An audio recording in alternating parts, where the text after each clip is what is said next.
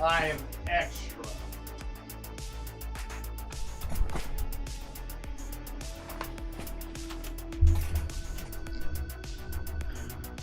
I am extra.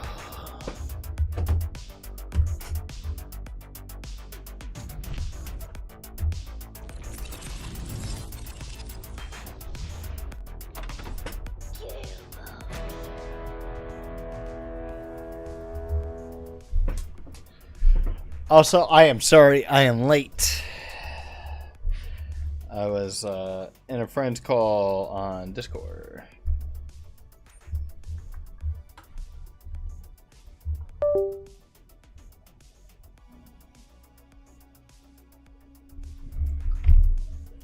So also, I have devised a wheel for the other DLCs in the game.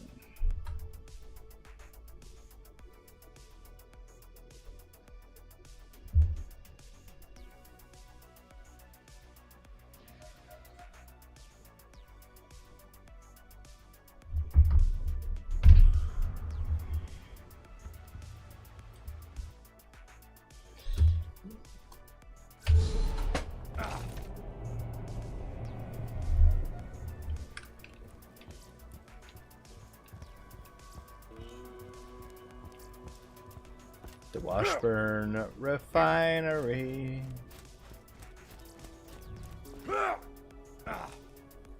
Worm water.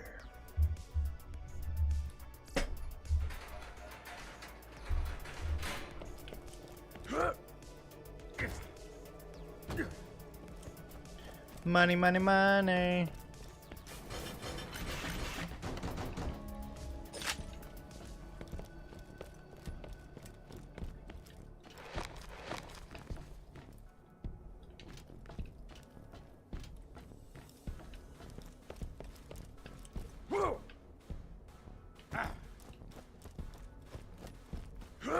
Guy's gonna pop up from a door. You've already lost. Just keep it inside. You're gonna die. Oh, my guts feel like. Need help.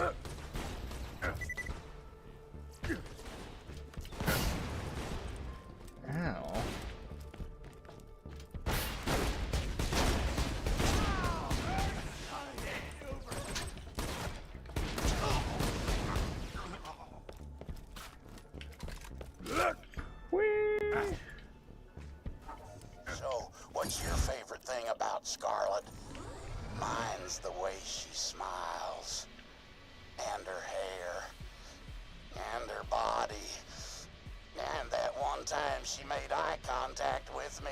Really, all of those things are my favorite thing about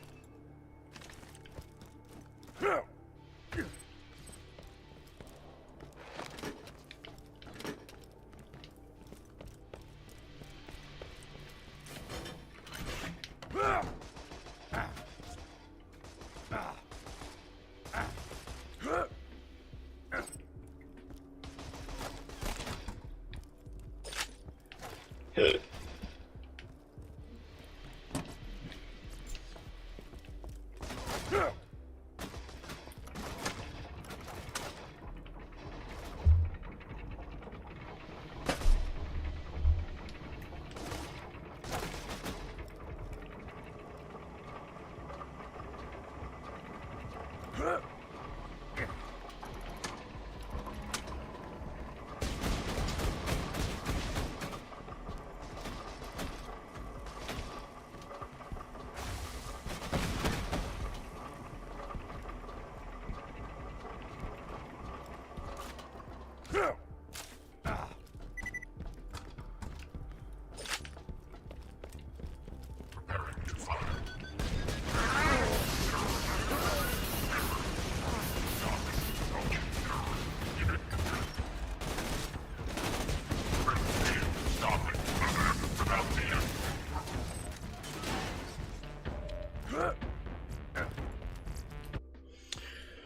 Refinery. Welcome to my humble shop.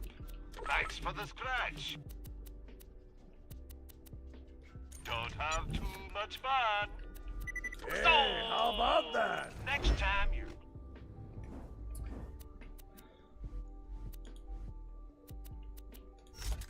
to death, just think Dr. Zed.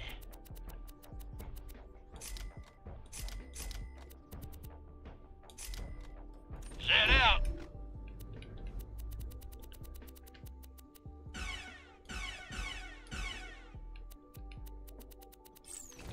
If he ain't dead, I'll keep you that way. I can rebuild the last part of the compass, but I'll need some samples of polycritin. And once you get those, I can rebuild the key and give it to Scarlet, and it'll help her find where the treasure is buried, and she'll marry me, and we'll have 100 babies, and I'll never die. It'll be perfect.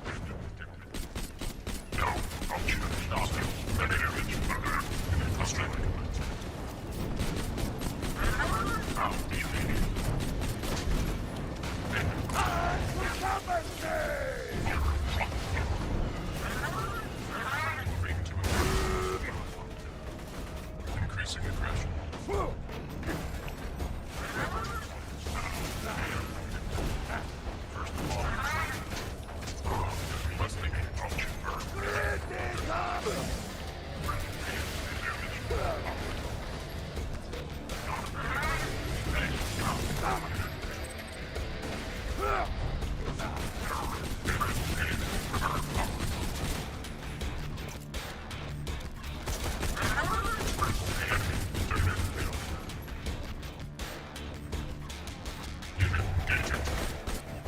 need more guns!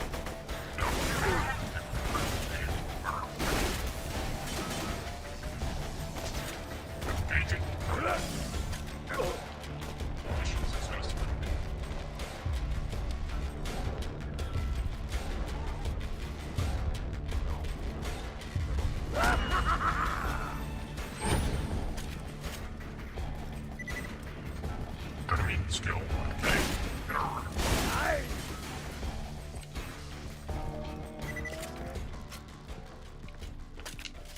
Ooh, yes, please. Give me something good. Hell yeah!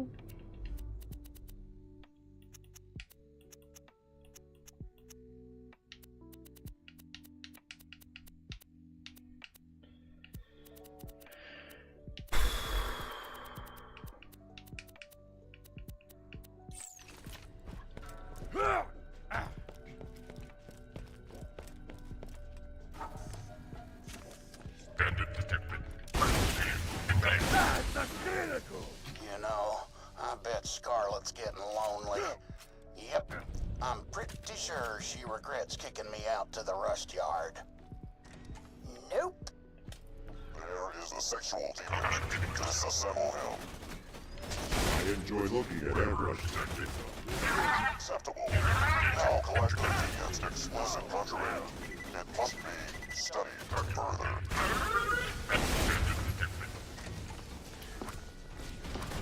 Deleting.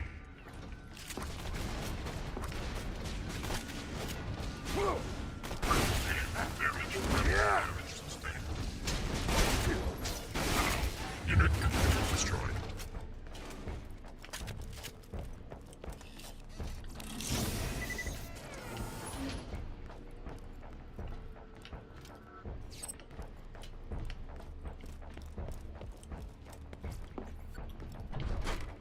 Have struck a great blow to the perversion corrupting Pandora.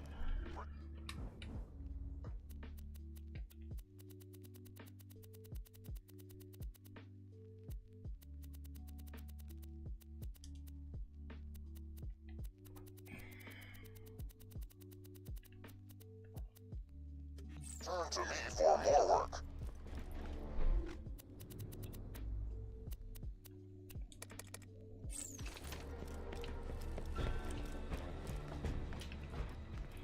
What the hell? I missed one.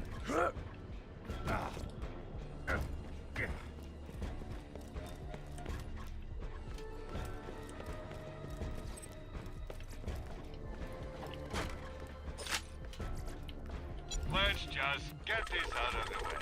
Yes, most of my merchandise was ripped from the hands of dead adventurers. Good luck.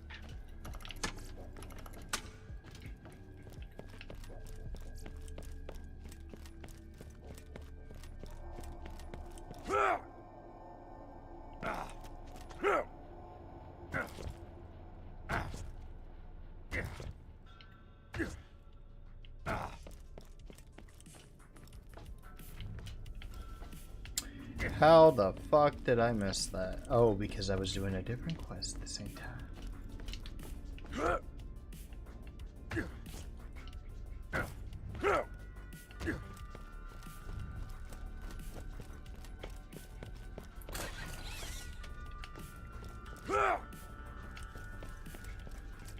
You've almost got enough polycritin. Once I give you the last piece of the compass,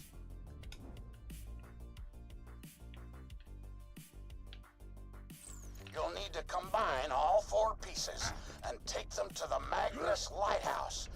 That is where you will find the burial place of the lost treasure of the sands.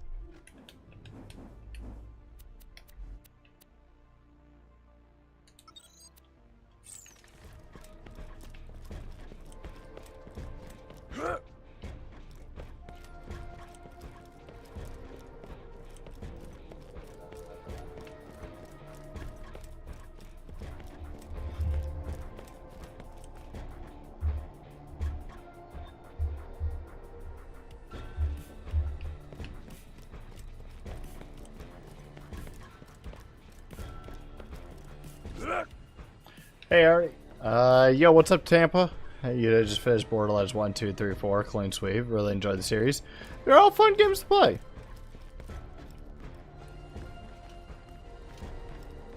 Enemy detected. Ouch.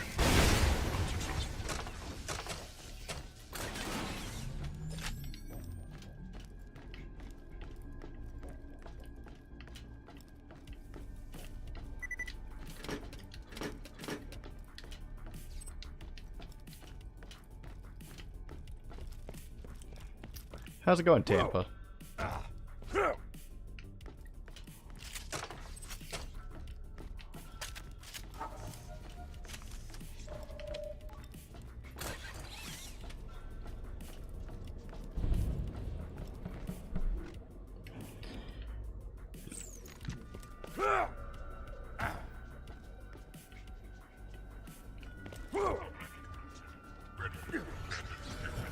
Oh, shit.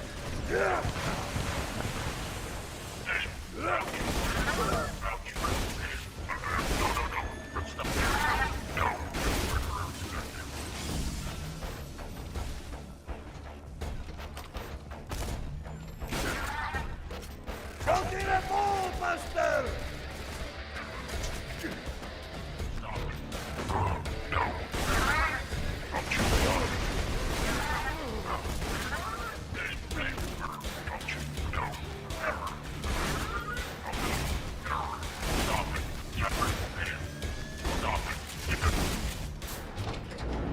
Uh-oh. Who is this? Executing execution.exe.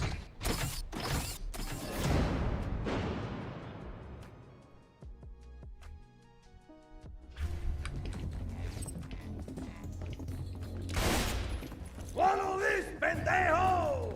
Oh god, it's a catapult bot.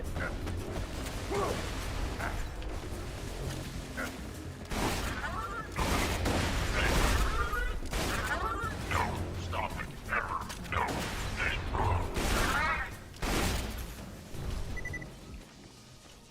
Uh.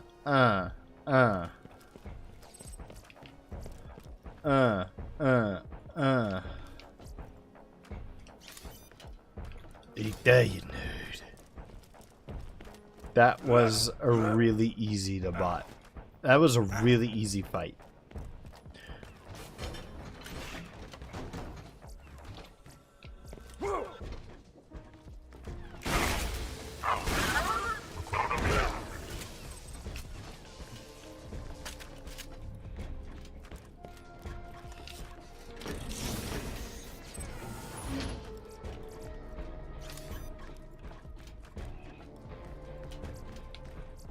Great, that's enough.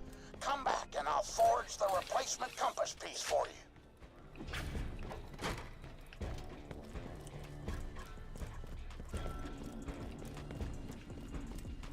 Activating.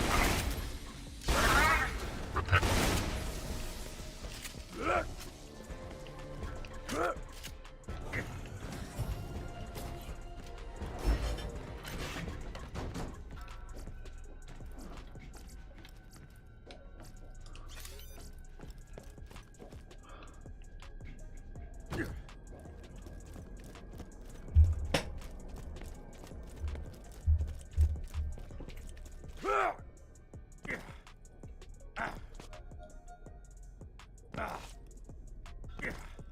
Also, Mr. Tampa, why are you up so early?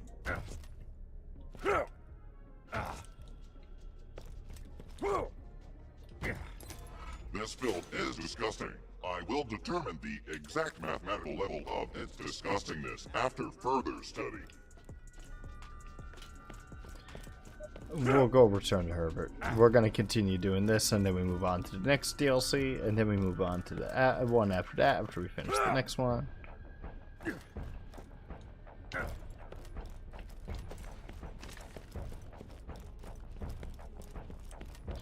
I could always use a bigger boom boom rifle. Kaboom, kaboom, kaboom, kaboom, kapew, kapew, kapew, kapew.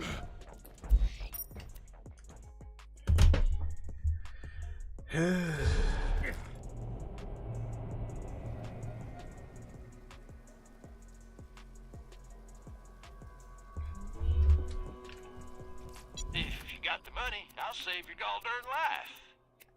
See you real soon, I'm sure. May it help you kill many things. 2 words, my friend. No refund. Refunds.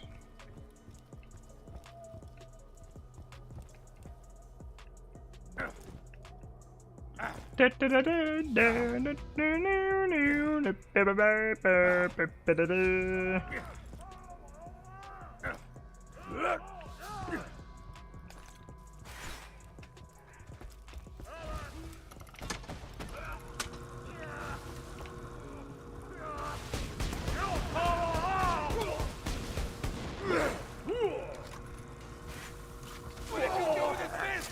Tell me!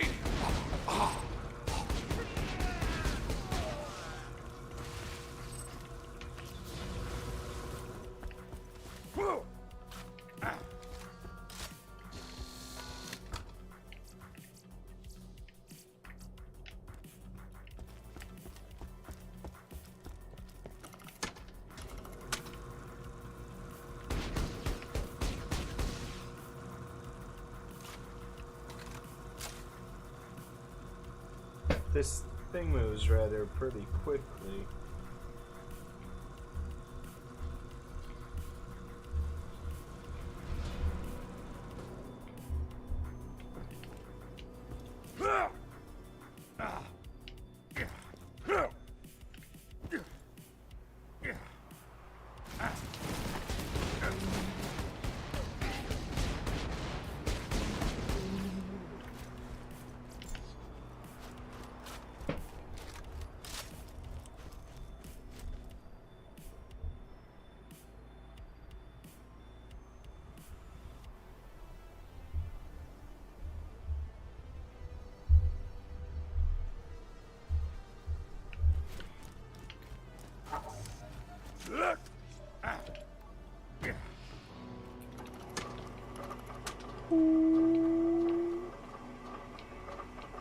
We go up there.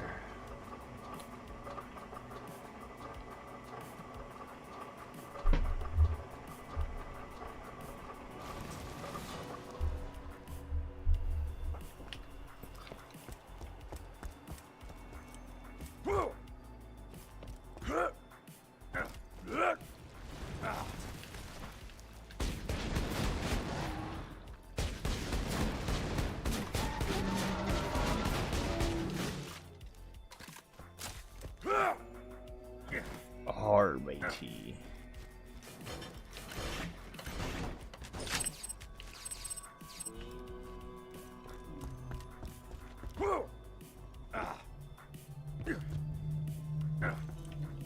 You got the Polycrichton?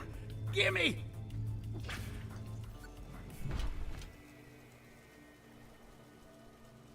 And this goes there. And tighten that. Cut that down just a hair. Aha! Here you go. The last piece of the compass. Now give that to Scarlet, along with the tapes. And she'll love me again. And if she doesn't, I'll follow her, and I'll smell her, and I'll just make her love me.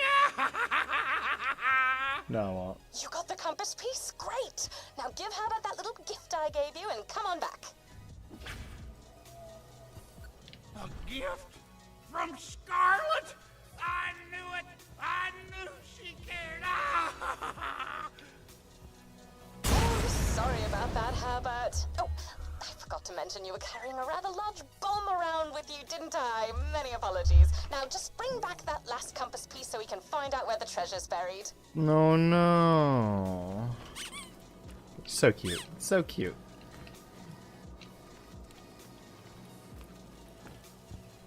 Poor Herbert. Poor Herbie.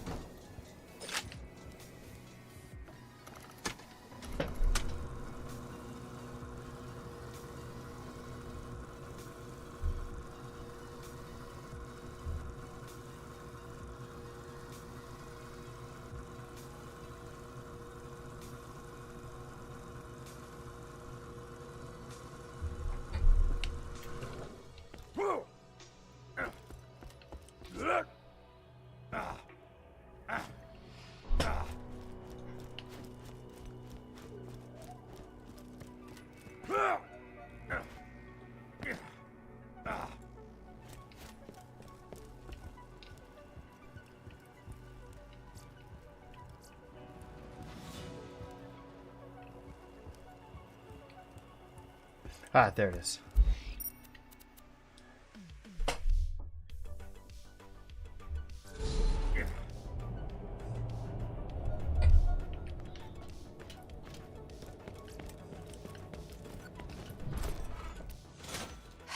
It's time to assemble the compass and find out where Captain Blade buried his treasure.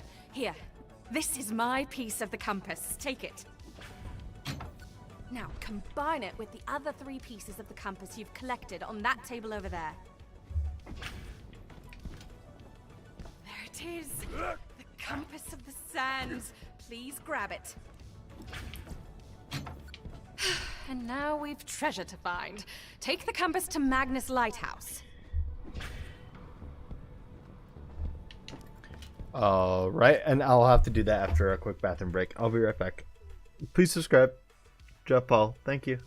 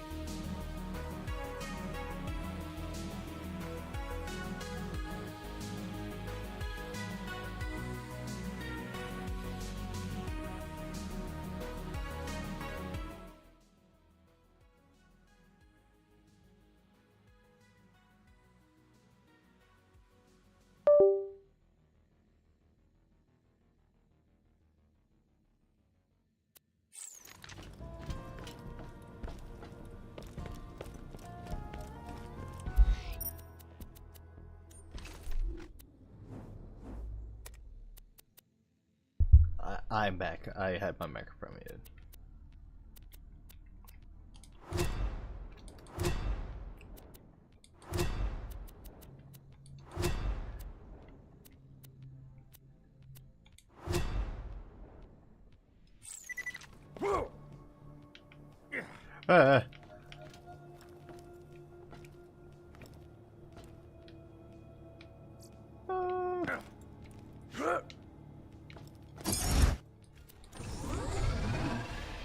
Captain Blade built the Magnus Lighthouse a few years before he died.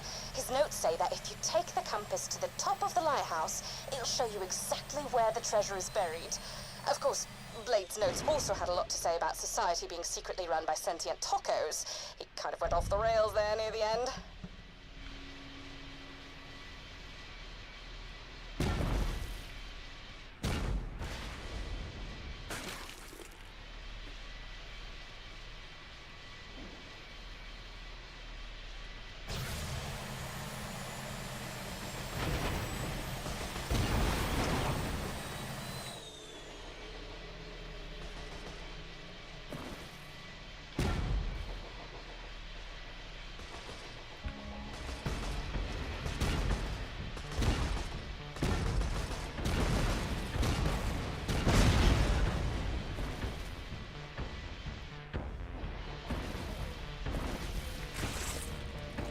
How are you supposed to get to the lighthouse?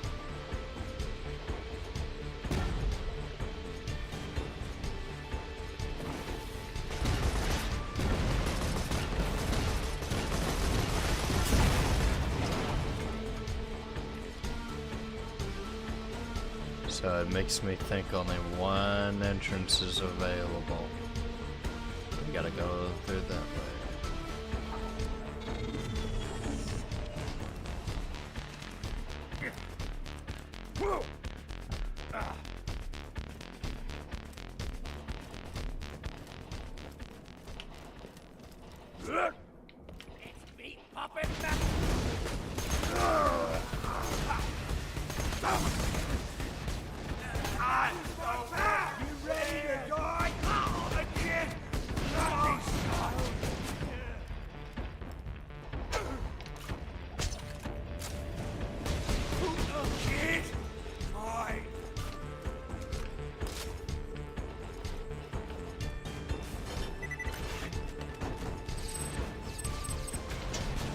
Jump in a ball, Buster!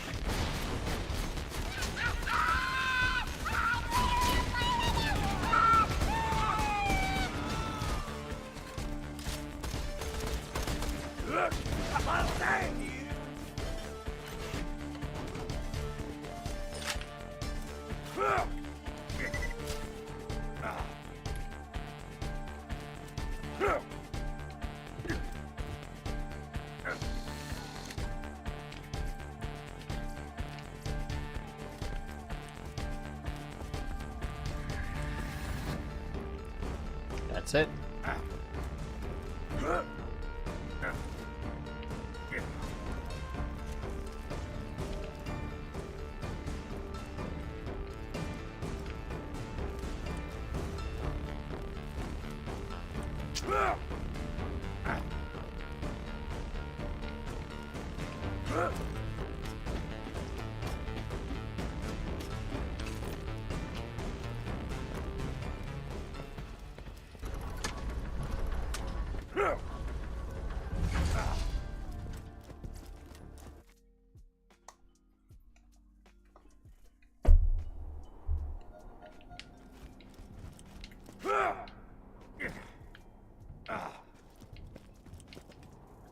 There it is. Almost dead? I can fix that. Catch you later.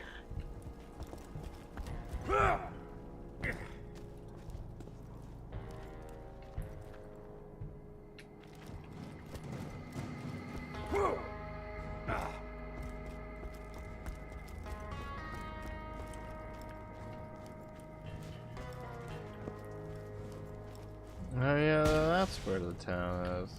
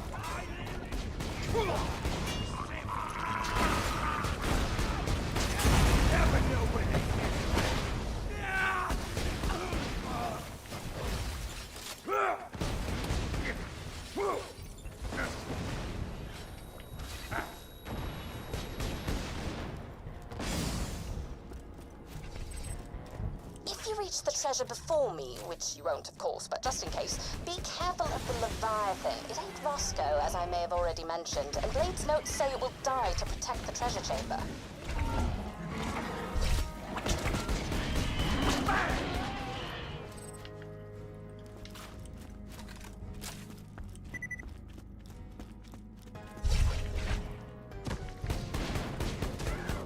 Cram this down your throat hole!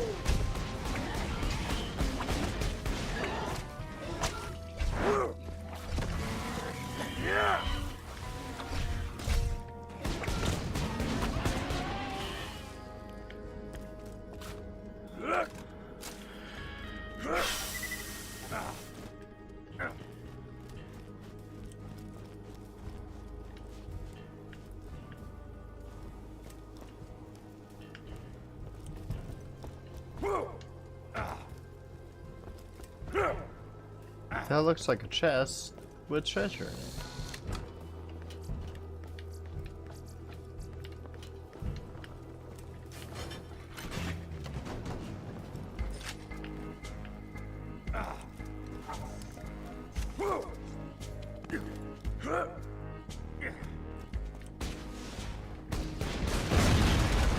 I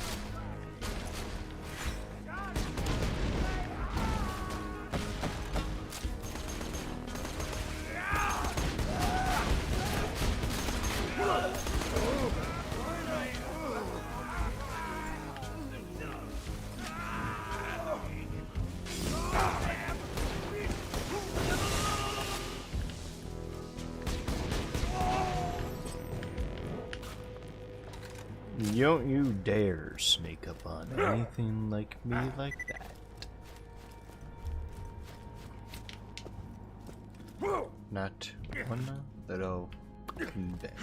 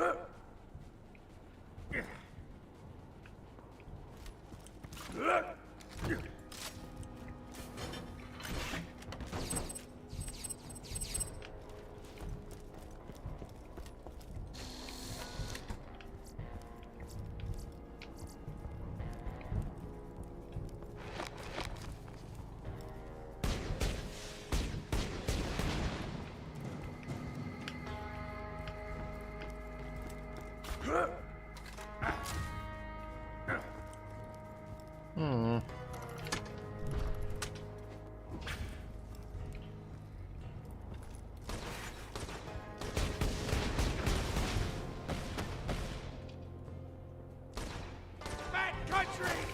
Fat! I snow cone!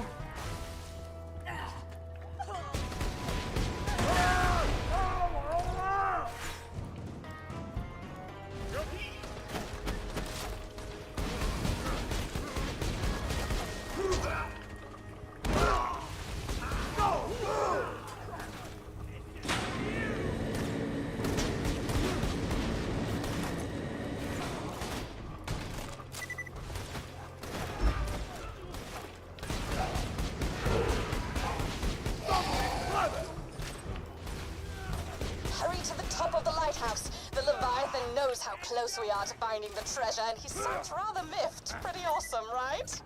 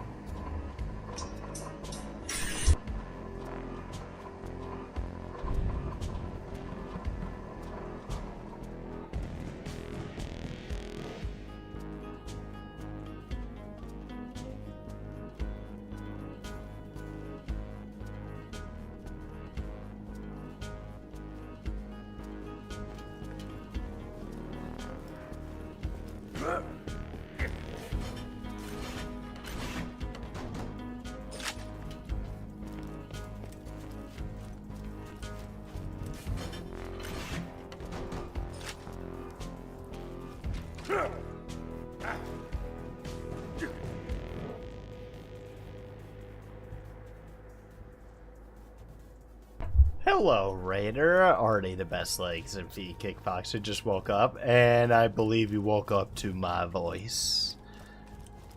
Very flattering, good sir.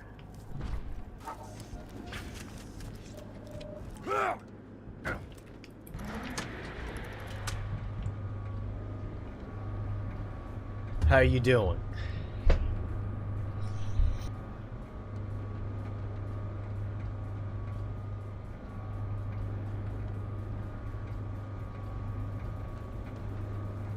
You're at the top of the lighthouse? Lovely!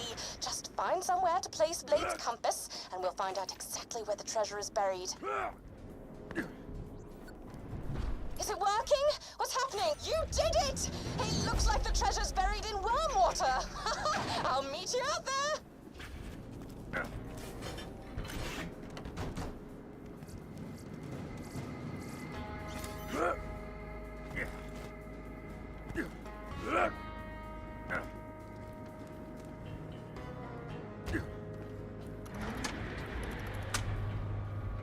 Top-notch, my friend. And don't worry, I still need your help to get past whatever traps there might be in the treasure chamber. I will not betray you until we find the treasure room.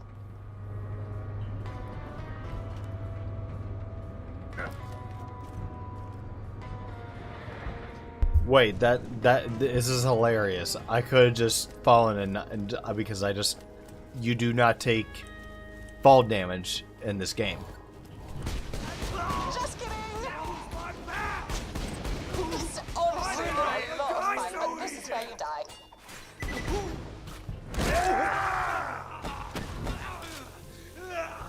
Come on!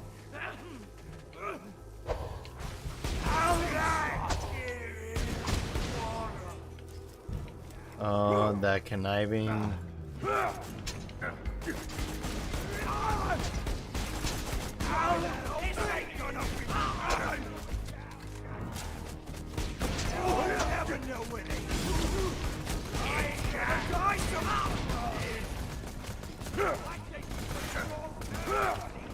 I'm gonna turn you off my shield!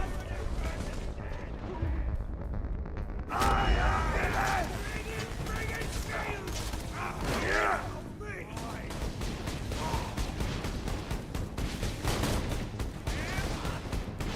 Oh my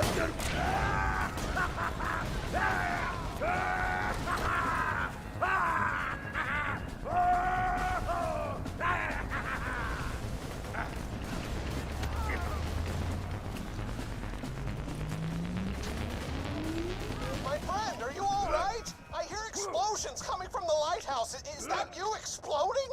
I see Captain Scarlet heading towards some bright light and warm water.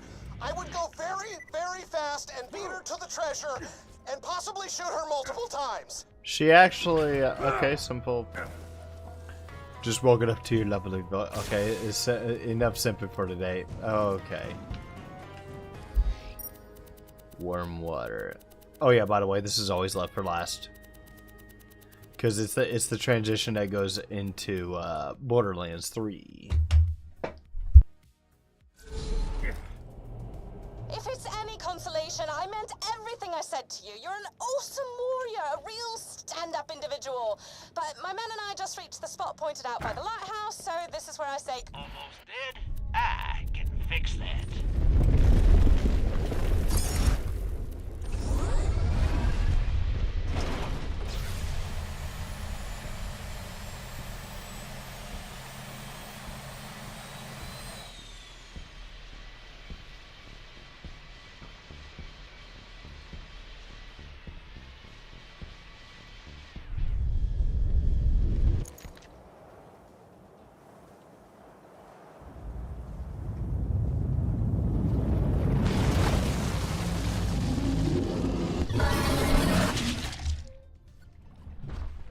Always leaves me for last. Hey.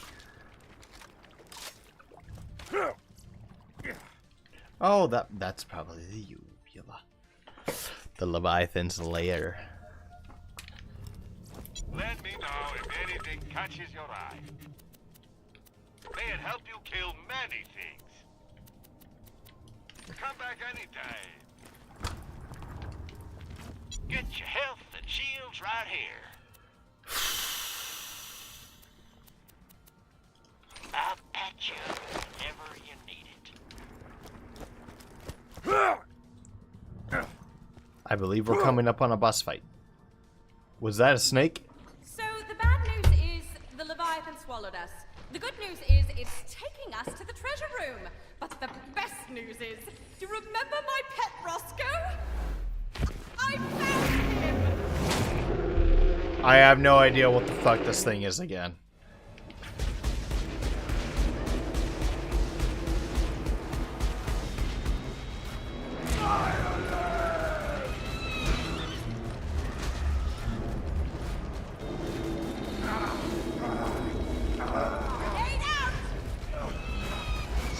Killed Roscoe! What a shame. Oh well, discretion's the better part of running away. Till we meet again, Vault Hunter. Oh, damn, I dropped my pistol. Do me a favor and don't grab it, would you?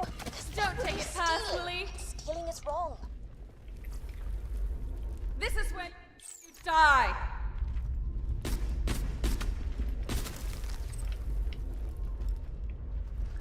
Did she say don't take the pistol or do take the pistol? Because I'm willing to take this son of a bitch.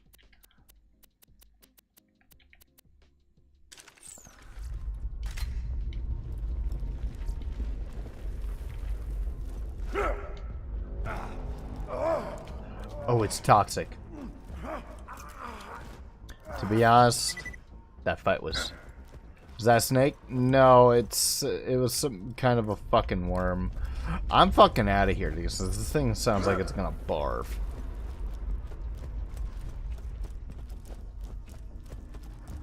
Just stick to the wall, stick to the wall, stick to the wall. Da, da, da, da, da, da, da.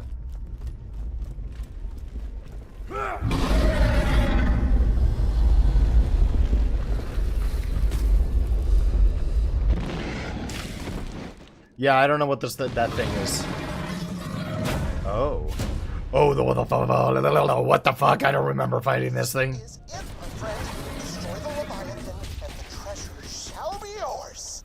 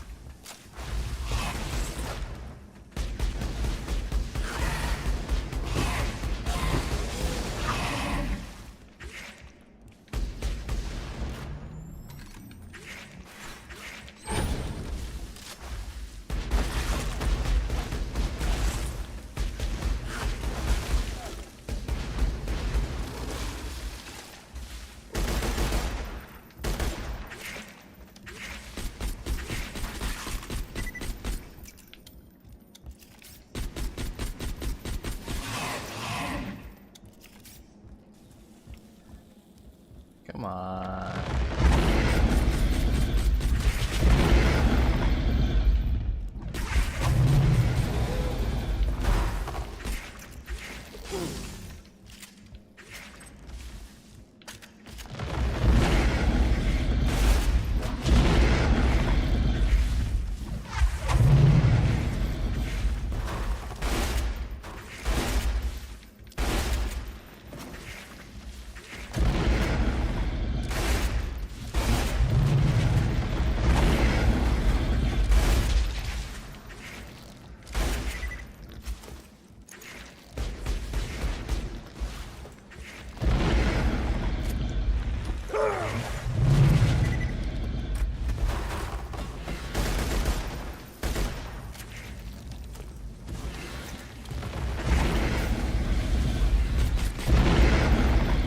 Why can't I fucking reload in this bitch? You did it! The lost treasure of the sands is yours, my friend. They were amazing, weren't they, Lionel? Tape corrupted. I agree.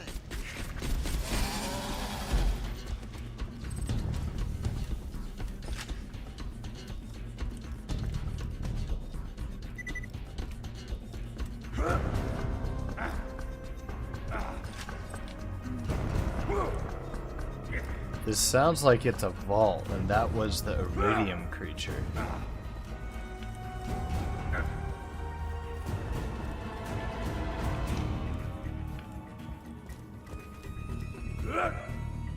Please tell me I don't go through that. Yep. Die my damn face. If you get a game over, I might have to tickle you with my feather. Please don't. I read you when I did.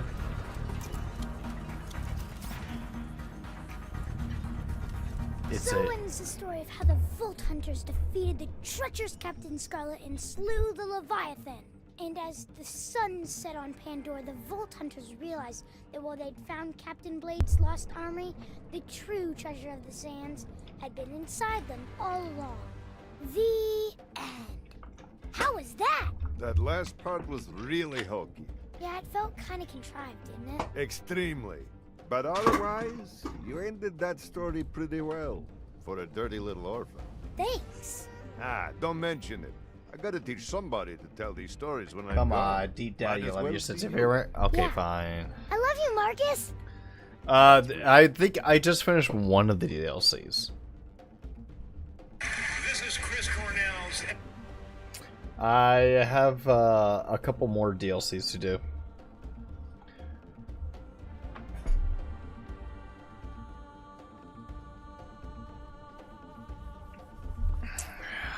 Like, I think 5 more. Oh, it's a DLC. Yeah, I finished the main campaign yesterday, and I'm gonna be honest, I thought it would take forever. No, it took like around an hour to do the last part of the main campaign, and then just kind of moved on to DLC. So now I have a wheel to choose.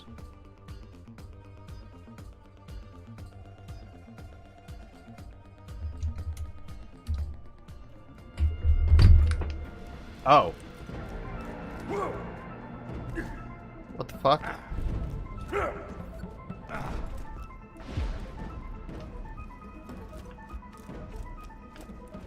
I'm still going up it. I'm proud of you. Artie's my hero. Okay. Not anyone's hero.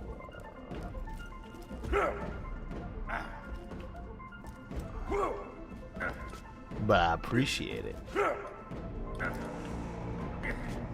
We'll go up, see if we can find some loot.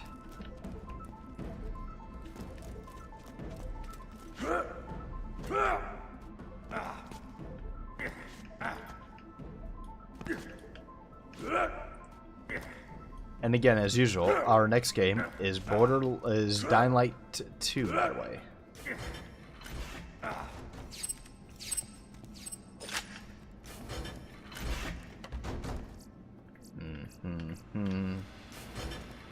Treasure, give me all the monies.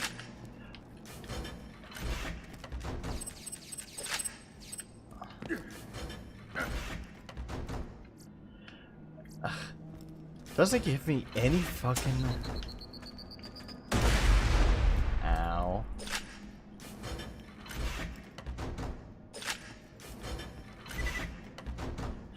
Blues. Oh. Oh.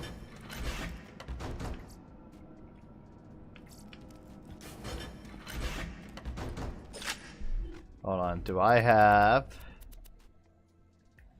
Straight shooting greed in this...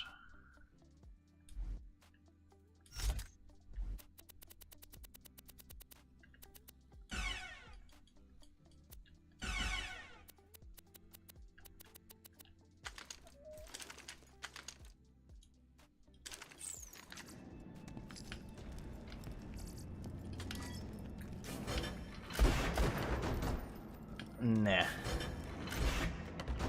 Whatever you play, you're always here because you're my fanboy. Okay. Wasn't expecting anybody to actually be a fanboy of me, but okay. I'll take it. Oh. I'll take... Actually, what do I have for...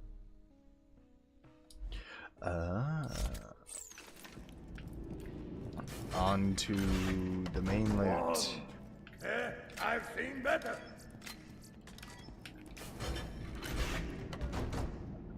Ooh, yes.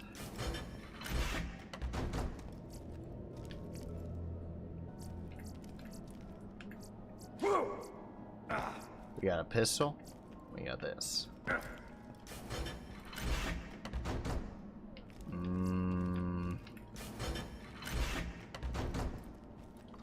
Ooh, a blue.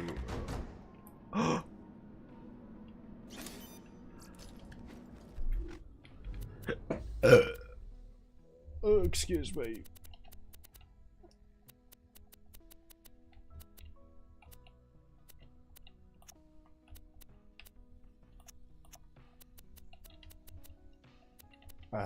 $1,500.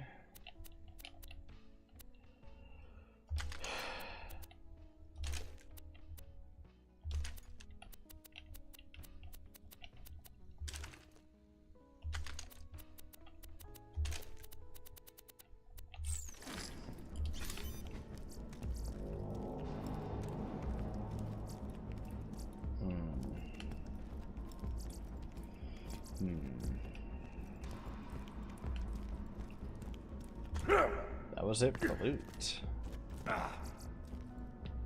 Sweet, sweet loot.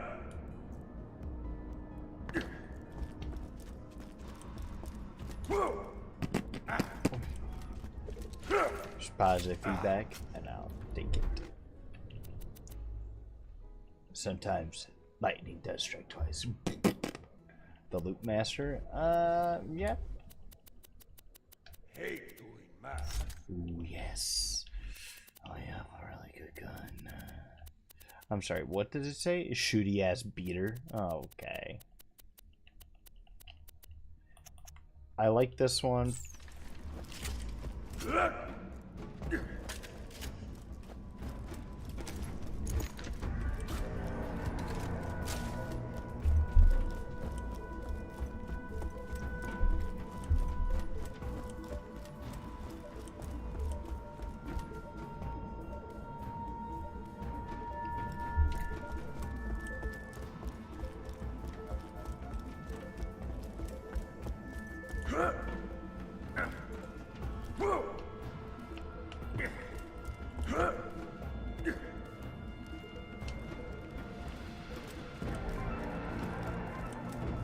A fantastic day for capitalism.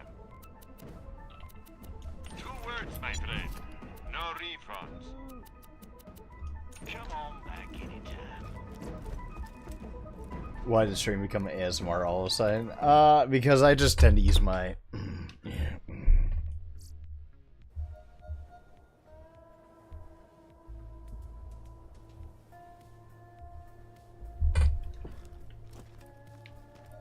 To the Leviathan's right layer.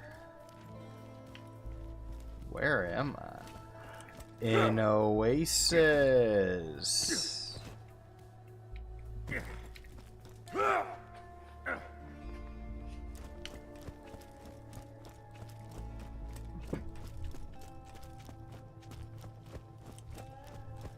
But yeah, our next game is going to be Dying Light 2 because I actually have not fully done another playthrough of that in a long time. Check back later to see my new weapon of the day. No. Xbox Smooth.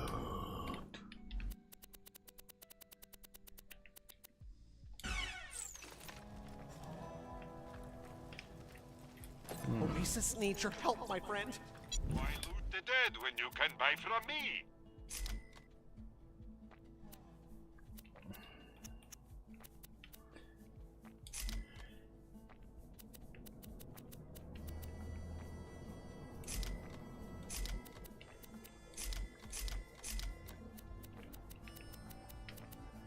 And I'll just sell that because it gives us a total of $17,000. 77,000.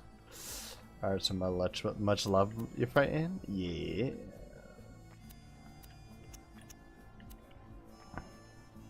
I've always got new stock. What new head? I am not doing any of these DLC quests. That's a Jolly Roger. You know what? I'll fucking wear it. I'll wear it. I'll wear it. I'll wear it.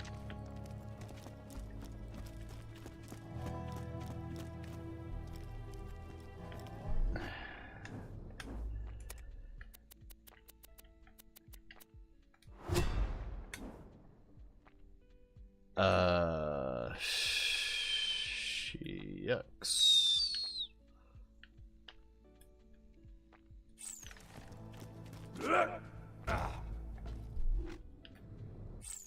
Oh no, it's back that way. We gotta go back this way.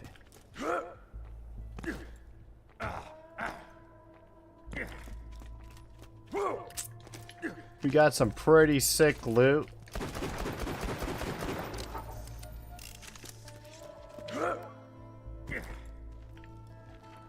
Oh.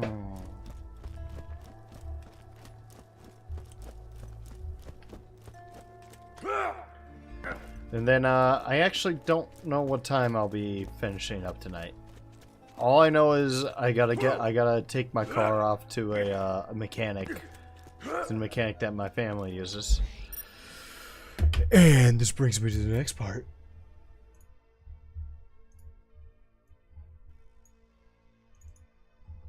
Oh right, we got 1, 2, 3, 4, 5 more DLCs to do. Shall spin the wheel to see what DLC we get?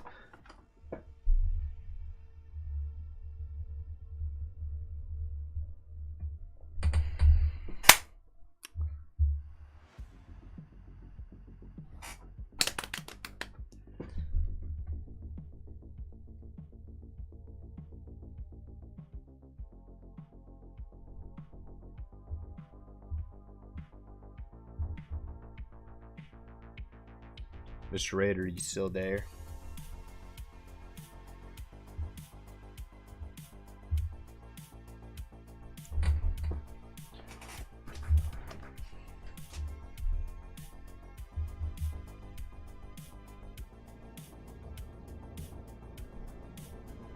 Alright, either way, I'm spinning the wheel.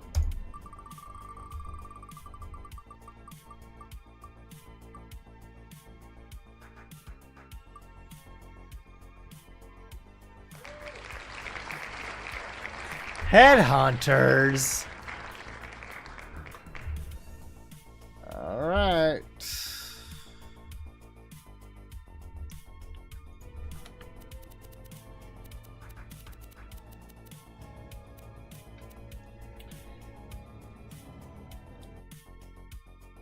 I don't know what Headhunters is, but we're gonna find out.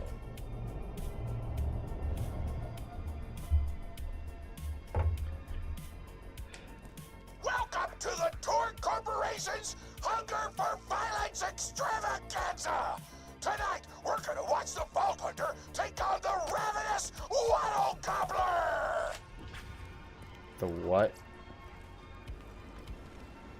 How you doing?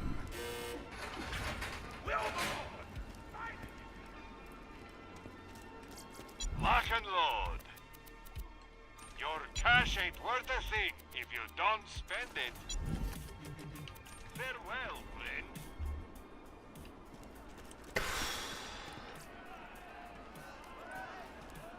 Pie, like pie. But first, I'm interviewing the only tour contestant to survive a showdown with the Gobbler. Question time! How are you doing? What's your favorite color? Did you ever see that one movie about the dog who played basketball? When did you have your first kiss? Did you ever see the sequel to the dog basketball movie where the dog went to space? And if so, which of the two do you prefer? Awesome! Another question. How do you feel about my facial hair? Thank you! How do you feel about the Vault Hunter's chances against the ravenous Waddle Gobbler?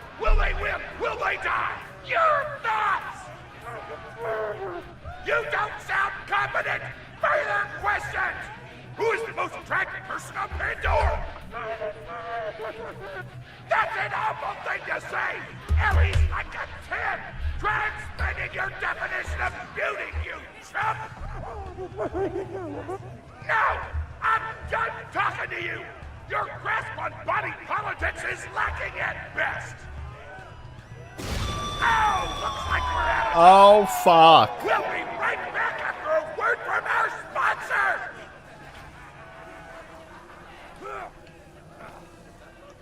Mr. Torque. Hey! Get over here so I can whisper some things to you in secret! Real talk. The Gobbler fight is rigged. The Torg board of directors made the Gobbler unbeatable, so it eat all the contestants and get us a bunch of hits on the EchoNet. But I don't want you to die, cause you're cool, and oh crap, I'm not whispering anymore, my bad! You gotta get into the kitchen, kill everybody, and poison the Gobbler's food. Once the poison takes effect, you get to kill him. Also, I want him dead so I can eat him! He looks delicious! You got it, boss.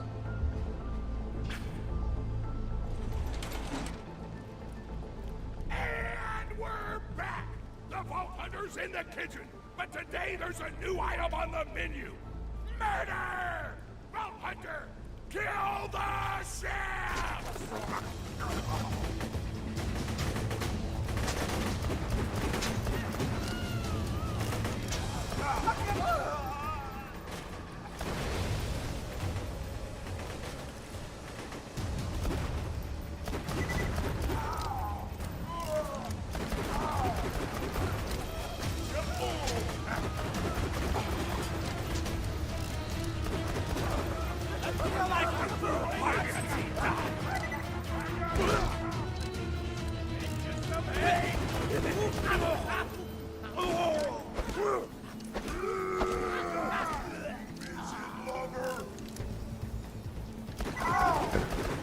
Gordon Ramsay.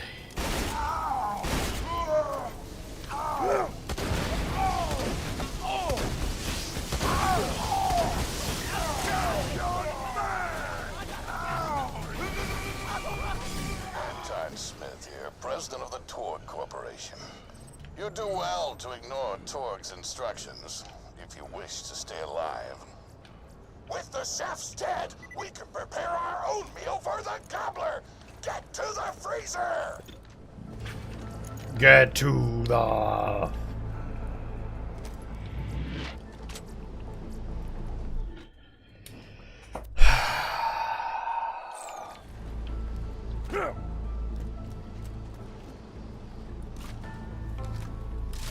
Damn, that door's locked!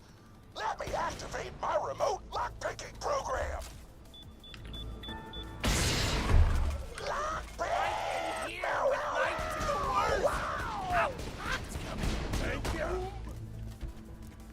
We do not allow contestants in the meat locker. Leave at once. We gotta choose some meat for the Gobbler's meal. Tug on the tastiest looking stag corpses.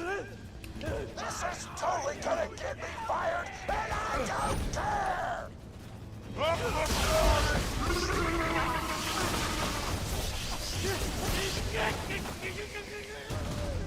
Maybe I chose right by... Oh, shit.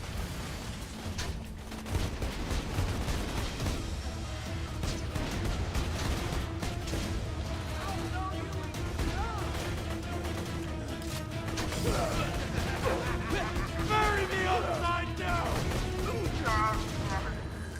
Come on, baby!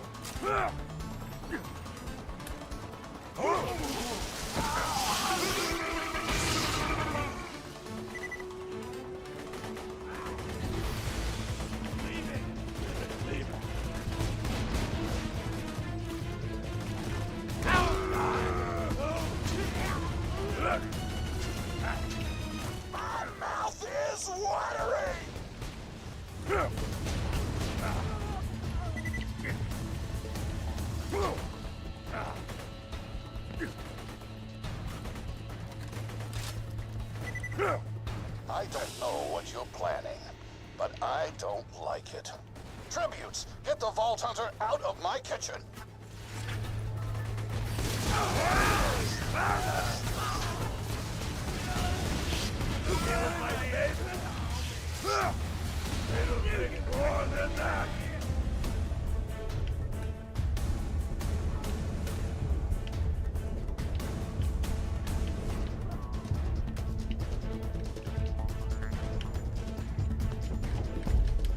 That is bullshit. He moves too much.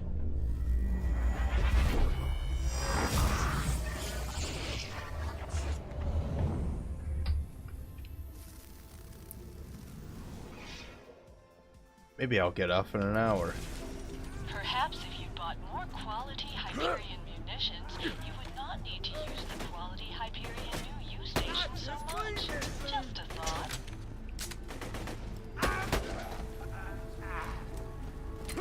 Damn, I like this gun. It's very accurate.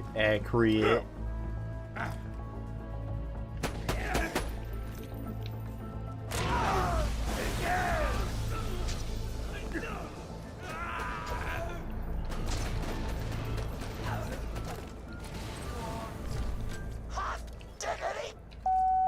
Those dudes didn't stand a chance! You almost feel bad for them, but then you start laughing because you were technically acting in self-defense, so screw them! Violence doesn't solve anything except for all the things it does! There's gotta be a way up, right? Okay, maybe there is. I think so. Now to grind up the meat! Get to the kitchen! Torn, as president, I demand to know why the hell the Vault Hunter is running around backstage. Just trying to mix things up. Your job is not to mix things up. Your job is to flex your muscles and do air guitar solos, idiot. Words can hurt! Hey, don't insult my buddy like that, you fucking corporate asshole.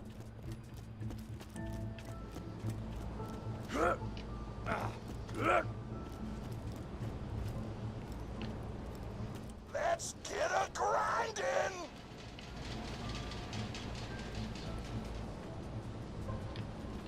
Grinder!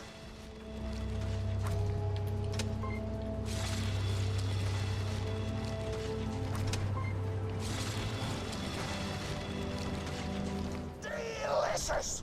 We're nearly done preparing the gobbler's meal! With the meat prepared, we only need one more ingredient. Deadly poison! Head to the stabber jabber nests!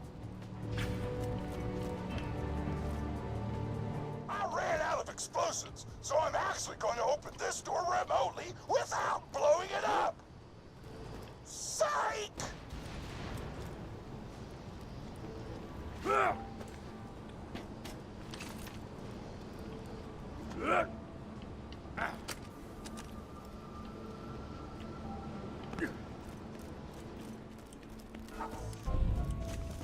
You know you're following an idiot, yes? Thorne created his explosive gun tech, then sold it to us for $12 and a high five. We kept him on purely for PR reasons. But you've both outlived your usefulness. Tribute, kill.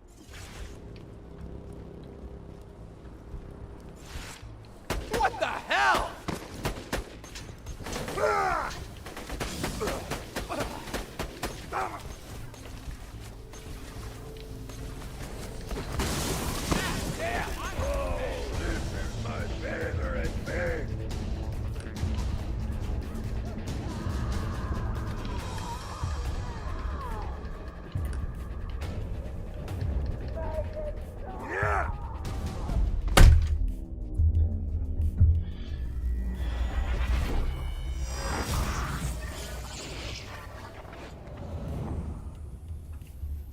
I hate this fucking fight. The Hyperion Corporation wishes to remind you that heroes die by death. Cowards taste but blood. Or something.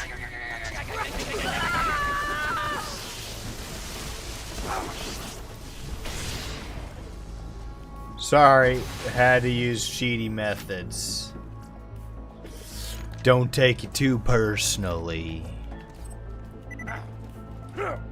Mr. President of the Torque Corporation.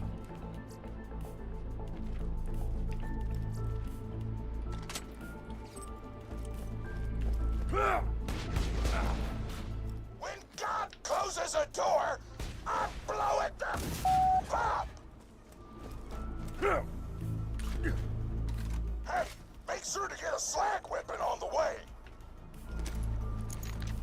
What was that about slag weapon? Smack the jabbernest to wake him up.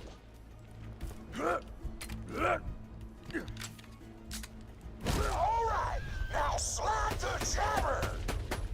Kill it before the slag wears off.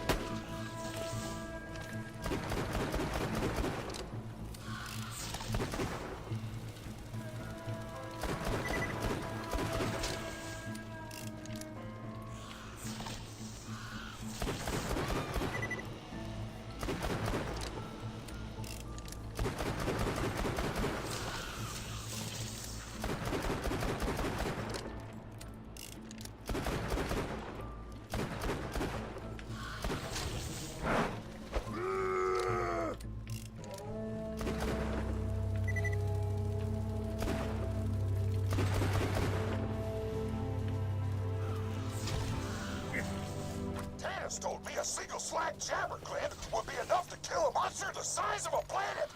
So get a few more!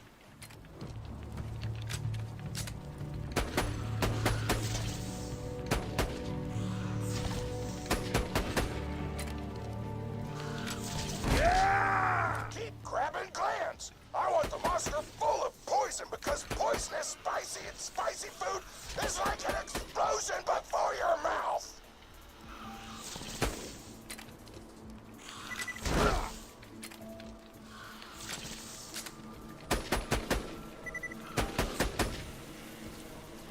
Woo! You got all the glands! Now pop them into the gobbler's dinner and you'll be ready to fight them! Why do you insist on being a moron, Torque? This is why you lost a controlling share of your own company. I knew I should have killed you when I had the chance.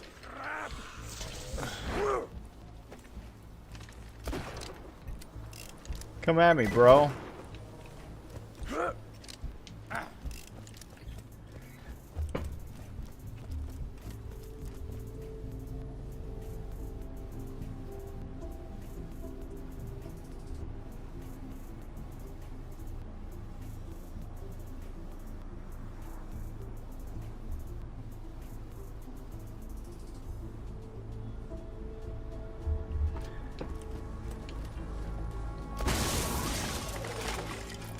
Stop following me, you stinking camera.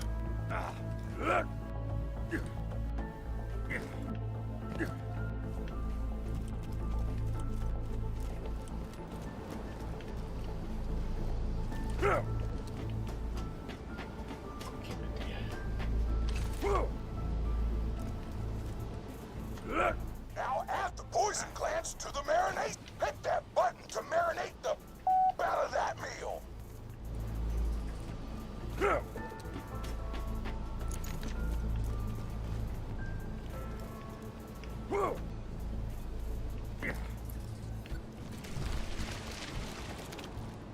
meal's almost ready. Let's get cooking. Start the conveyor of cookery.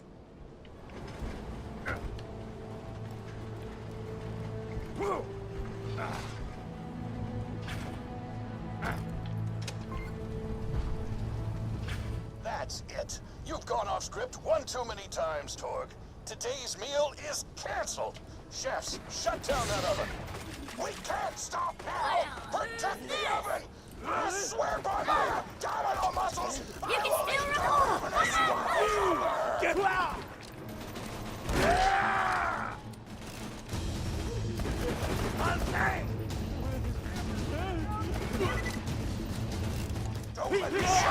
the oven, or they'll switch it off!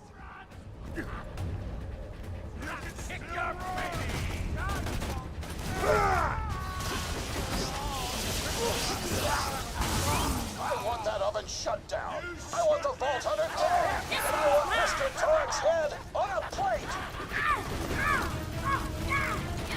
Restart the oven. I will not serve lukewarm food. Don't let the chefs near the oven, or they'll switch it off.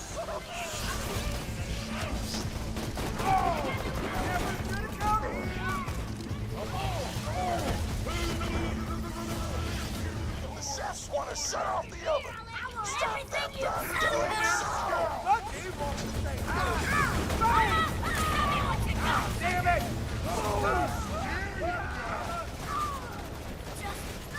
The chefs want to shut off the oven. Stop them from doing so. Restart the oven. I will not serve lukewarm food. Food's done.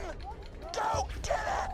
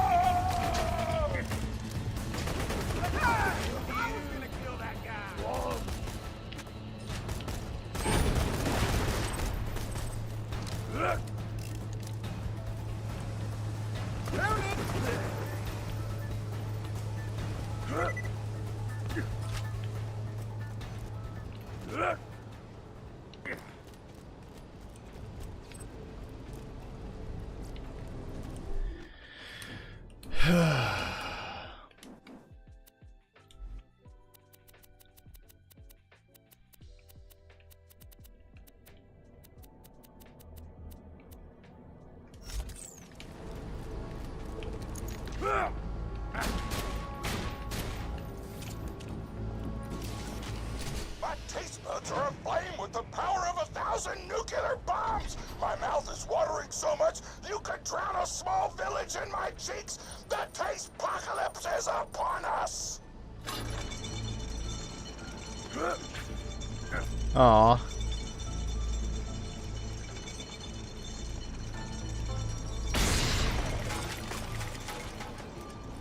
If you kill that gobbler, Torg, it'll be your last meal.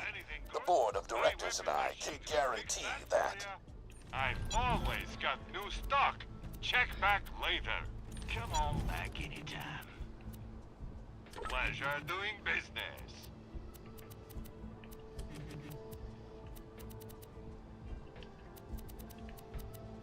A pleasure as always. May it help you kill many things. Don't have too much fun.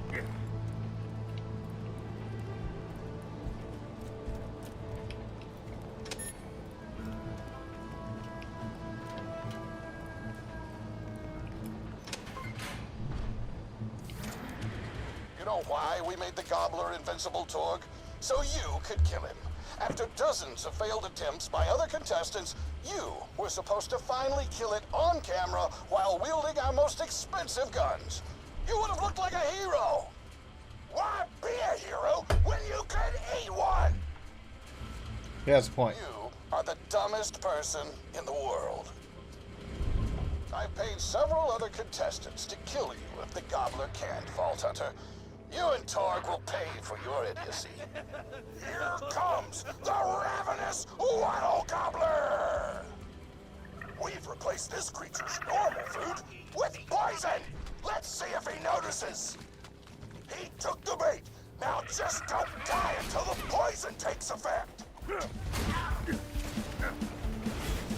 Waddle Gobbler!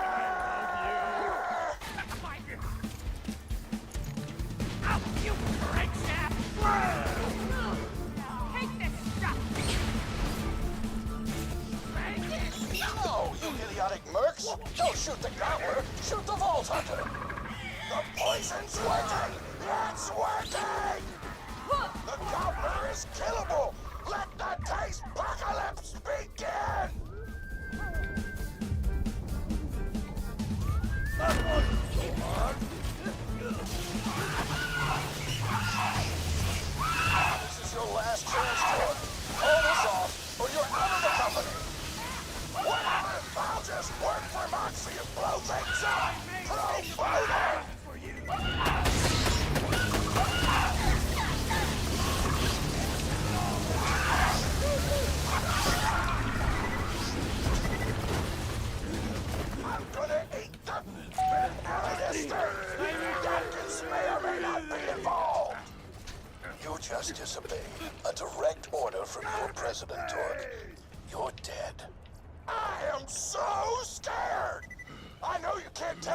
tone of my voice, but that was sarcastic. Anyway, come on back whenever, Vault Hunter!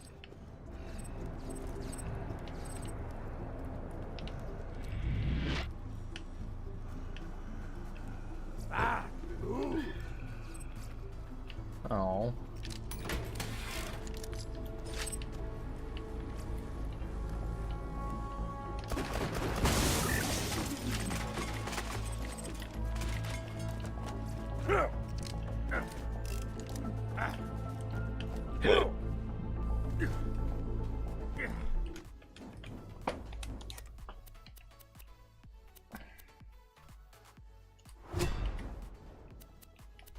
It all looks so tempting.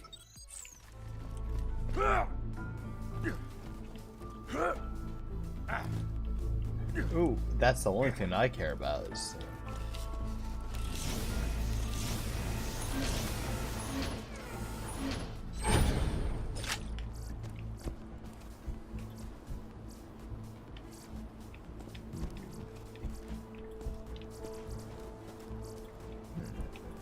No, no.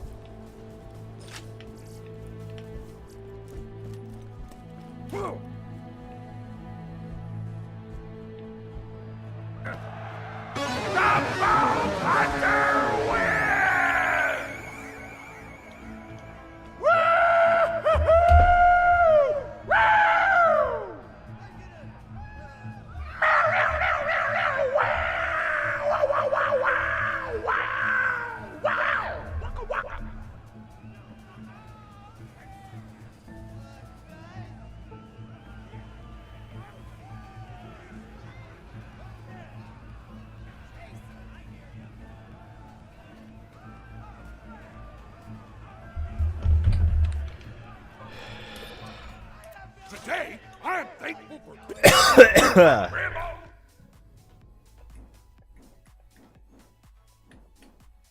Now, I don't actually know if I, Pretty big fan of yours.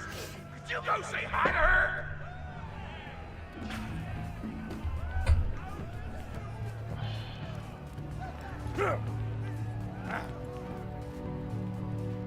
Oh man, it's the Vault Hunter! You are awesome!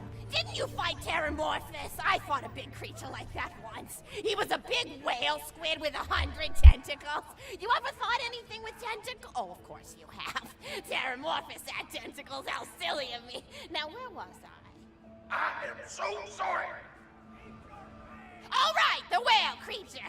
His name was Blowhole the Apocalypse. I called him the Apocalypse for short. And he attacked my hometown of Tsunami's Edge when I was but a little girl. You ever been to Tsunami's Edge?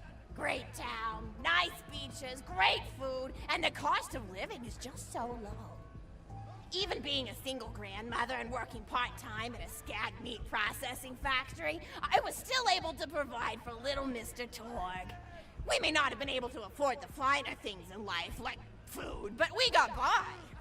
After all, Mr. Torg and I didn't have anything but one another after that horrible gas leak blew up the iridium mine, killing my son and his lovely wife. From that day onward, my little Mr. Torg vowed to conquer explosions themselves in an effort to avenge his fallen parents, and... Ah, man, I've forgotten what I was talking about. Where was... Oh, right! The Blowhole the Apocalypse! So anyway, I was wrestling Blowhole to the ground, and I had my bicep curled around his blueberry throat. Blueberry? Sorry, I meant to say blubbery. I've got blueberries on the brain, I guess. I grow them in my backyard. Mr. Torg helped me plant them. Thanks again for that, grandson. I love you, Grandma! Anyway, I have my bicep around his blubbery throat, and Mr. Torg starts crying because he really likes whale squids, and he doesn't want to see me hurt one. They are the princes of the ocean! So I let the whale go after giving it a punch in the eyeball so he'll remember me, and it swam away into the ocean. And then I had Mr. Torg drive me to the ice cream parlor. He got me Rocky Road, because Rocky Road's my favorite. I'm extremely partial to the way the marshmallows act like little landmines of flavor amidst the battleground of chocolate. What's your favorite flavor of ice cream? Is it pistachio? I bet it's pistachio. Oh, that reminds me! You'll never guess who I saw today! Pistachio the Amazing! He's a magician who studied under Crazy Earl, so he's got that weird mustache, you know, but I saw him make a rack hive disappear. A whole rack hive! I said to Mr. Torg, Mr. Torg, wasn't that amazing? And he said, yes, it was, Grandma. Didn't you say that, High Five? You remember saying that? I remember, Grandma. And we stood in line afterward and got his autograph, and I thought I had it somewhere around here, but it's probably in the attic. I really ought to go up there and clean it out one of these days. I have so many little keepsakes up there. You're paying attention, right? Say, what's my favorite flavor of ice cream?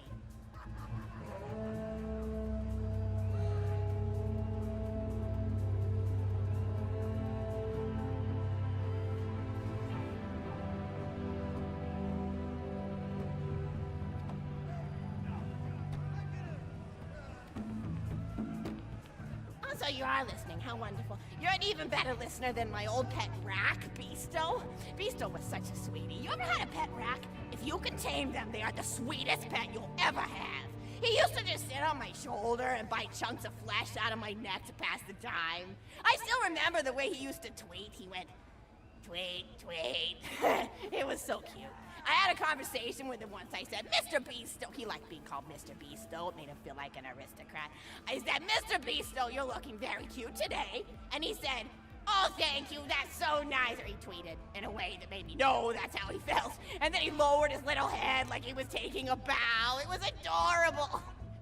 Beasto was my third pet rack. First I had Woody. He got hit by a train. Then I had Anita. She got shot up trying to take vengeance on the train that killed Woody. And then I found Beasto making little poops on the windmill outside our house. After Mr. Torg and I wrestled her to the ground, I did a flying pile driver off a nearby tower tree, got him straight in the spine and brought him down. We brought him in and fed him some skag steaks until he decided he loved us. I still miss Beasto sometimes. He just died of old age. Racks don't live much longer than a few years, but I treasured the time we had together. Oh, poor Mr. Torg. When Beasto died, he cried for a week.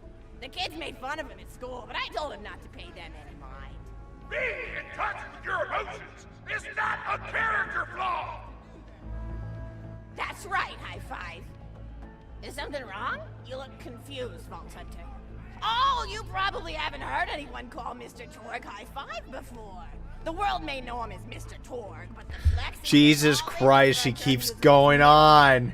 It's a Flexington family tradition, after all, to use your grandfather or grandmother's name as your own middle name.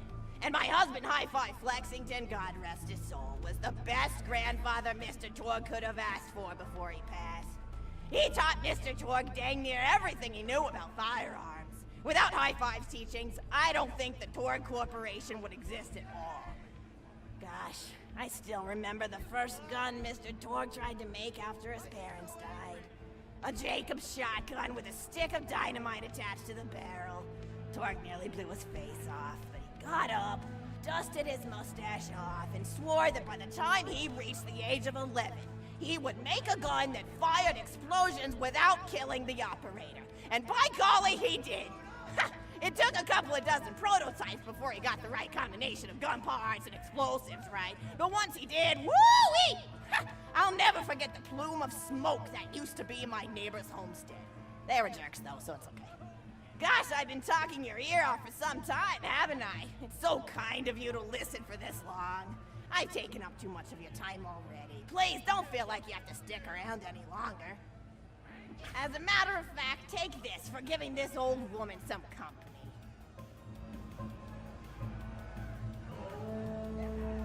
Woo!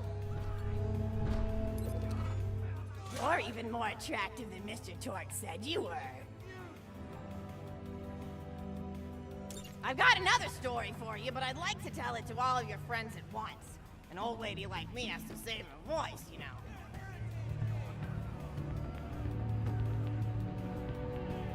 Oh, you still want to talk with me? How incredibly sweet of you.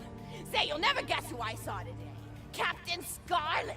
She was robbing my retirement home with a few other brigands, and I recognized her from her wanted poster, and I said, oh, hey, you fought the Vault Hunter, didn't you? And she bowed all elegantly and said something like, indeed I did, madam, and said that you were really good at fighting, and that you beat her fair and square. She didn't seem to harbor much of a grudge about it. Nice girl. You should think about meeting up with her again if you're not shacked up with anybody, you know? I mean, of course, you probably are. Gorgeous hunk of a vault hunter like you. I bet you're beating away suitors left and right. Look, you're blushing. Oh, I could just eat you up. Mr. Torg was so scared of trying to get a date for such a long time. He used to go to parties in high school and just stand in the back without talking to anybody. I am an introvert! I tried to tell him, I said, don't worry about chasing love. If you chase your dreams, then love will follow. See, that's the thing people don't get. You watch Echo films and they're just awful. They teach you that the only way to be with someone is just to pursue them over and over until they decide they like you. In reality, you know when you like someone almost immediately. You can't really convince somebody to fall in love with you. You just look like a stalker. But if you do things that you're interested in, like making guns that explode or killing mercenaries, then people will see that confidence and skill you have and they'll be attracted to it. There's always a fine line between that kind of confidence and narcissism, you know? There's nothing worse than somebody who wants to be famous. I remember when Mr. Torg first sold... This is Mr. Torg's grandma. He was pretty egocentric for a while. We're gonna be here for a minute.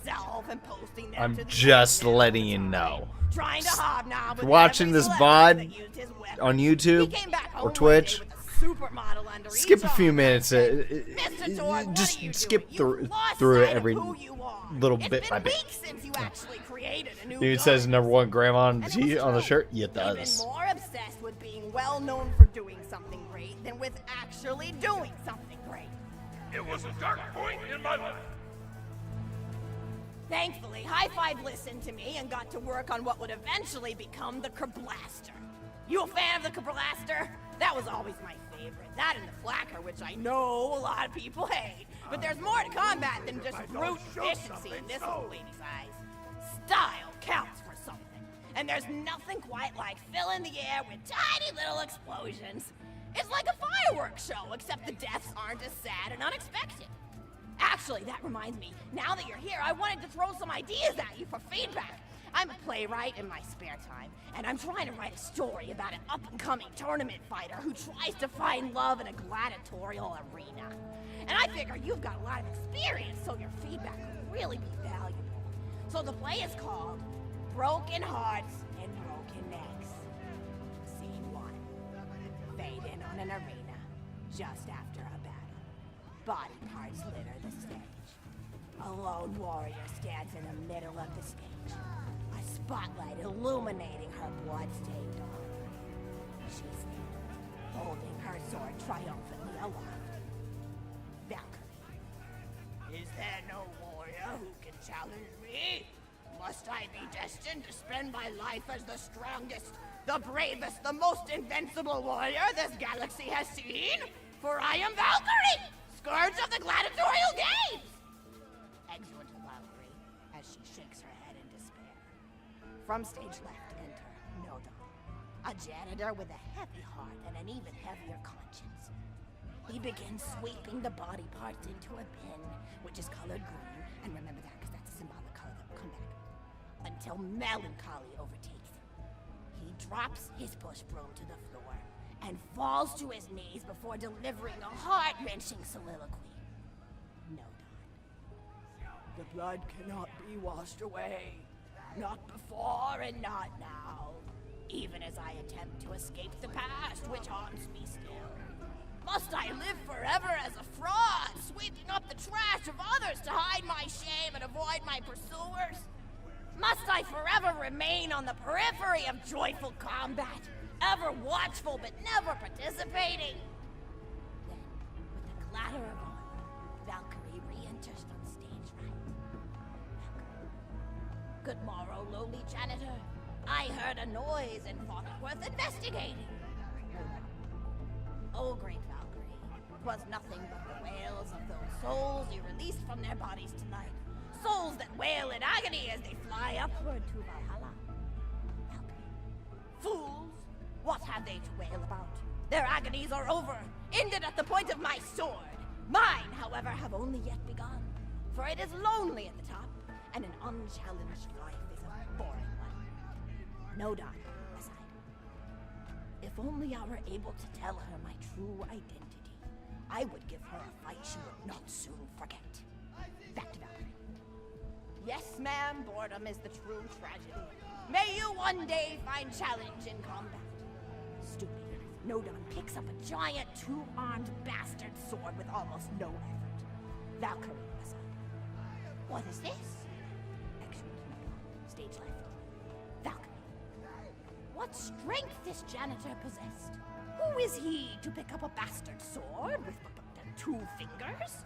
What hidden power does he hold? What secrets does he keep?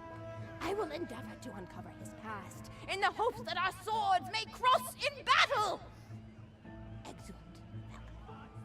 End of scene. Scene 2.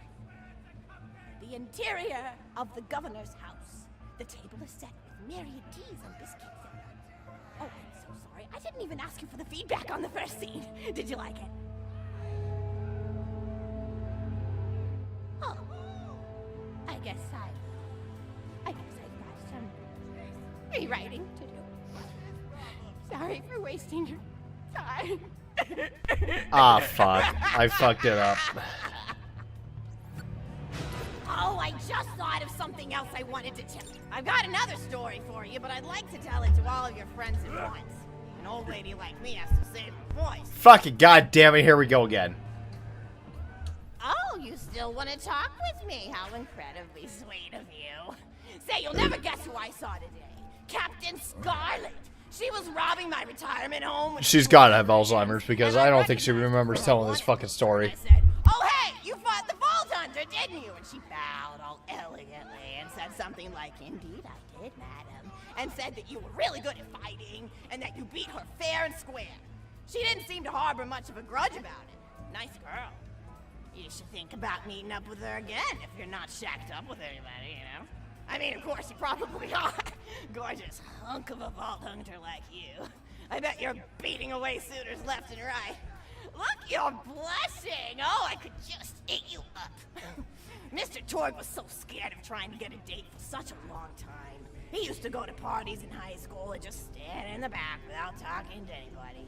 I am an introvert! I tried to tell him. Okay, can we all agree that Mr. Torque must be autistic? Chase your dreams and love will follow. See, He's gotta people be. Don't get. You watch Echo films and they're just awful. They teach you that the only way to be with someone is just to pursue them over and over until they decide they like you. In reality, you know when you like someone almost immediately. You can't really convince somebody to fall in love with you. You just look like a stalker. But if you do things that you're interested in, like making guns that explode or killing mercenaries, then people will see that confidence and skill you have and they'll be attracted to it. There's always a fine line between that kind of confidence and narcissism, you know? There's nothing worse than somebody who wants to be famous. I remember when Mr. Torg first sold his weapons tech to that board of directors, he was pretty egocentric for a while. Taking pictures of himself and posting them to the EchoNet all the time. Trying to hobnob with every celebrity that used his weapons. He came back home one day with a supermodel under each arm and I said, Mr. Torg, what are you doing? You've lost sight of who you are. It's been weeks since you actually created a new gun, I said. And it was true. He'd been more obsessed with being well known for doing something great than with actually doing something great. It was a dark point in my life. Thankfully, High Five listened to me and got to work on what would eventually become the Kerblaster. You a fan of the Kerblaster? That was always my favorite. That and the Flacker, which I know a lot of people hate. But there's more to combat than just brute efficiency in this old lady's eyes. Style counts for something. And there's nothing quite like filling the air with tiny little explosions. It's like a fireworks show, except the deaths aren't as sad and unexpected. Actually, that reminds me, now that you're here, I wanted to throw some ideas at you for feedback. I'm a playwright in my spare time, and I'm trying to write a story about an up-and-coming tournament fighter who tries to find love in a gladiatorial arena.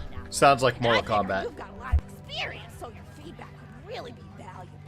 So the play is called Broken Hearts and Broken Necks. Scene 1. on an arena just after a battle. Body parts litter the stage. A lone warrior stands in the middle of the stage, a spotlight illuminating her blood-stained armor. She stands, holding her sword triumphantly aloft. Valkyrie. Is there no warrior who can challenge me? Must I be destined to spend my life as the strongest, the bravest, the most invincible warrior this galaxy has seen? For I am Valkyrie, scourge of the gladiatorial games! Exultant Valkyrie, as she shakes her head in despair. From stage left enter Nodon, a janitor with a heavy heart and an even heavier conscience. He begins sweeping the body parts into a bin, which is colored green, and remember that because that's a symbolic color that will come up, until melancholy overtakes him. He drops his push broom to the floor and falls to his knees before delivering a heart-wrenching soliloquy. Nodon. The blood cannot be washed away. Not before and not now. Even as I escape the madness which haunts. Must I live forever as a fraud, sweeping up the trash of others to hide my shame and avoid my pursuers?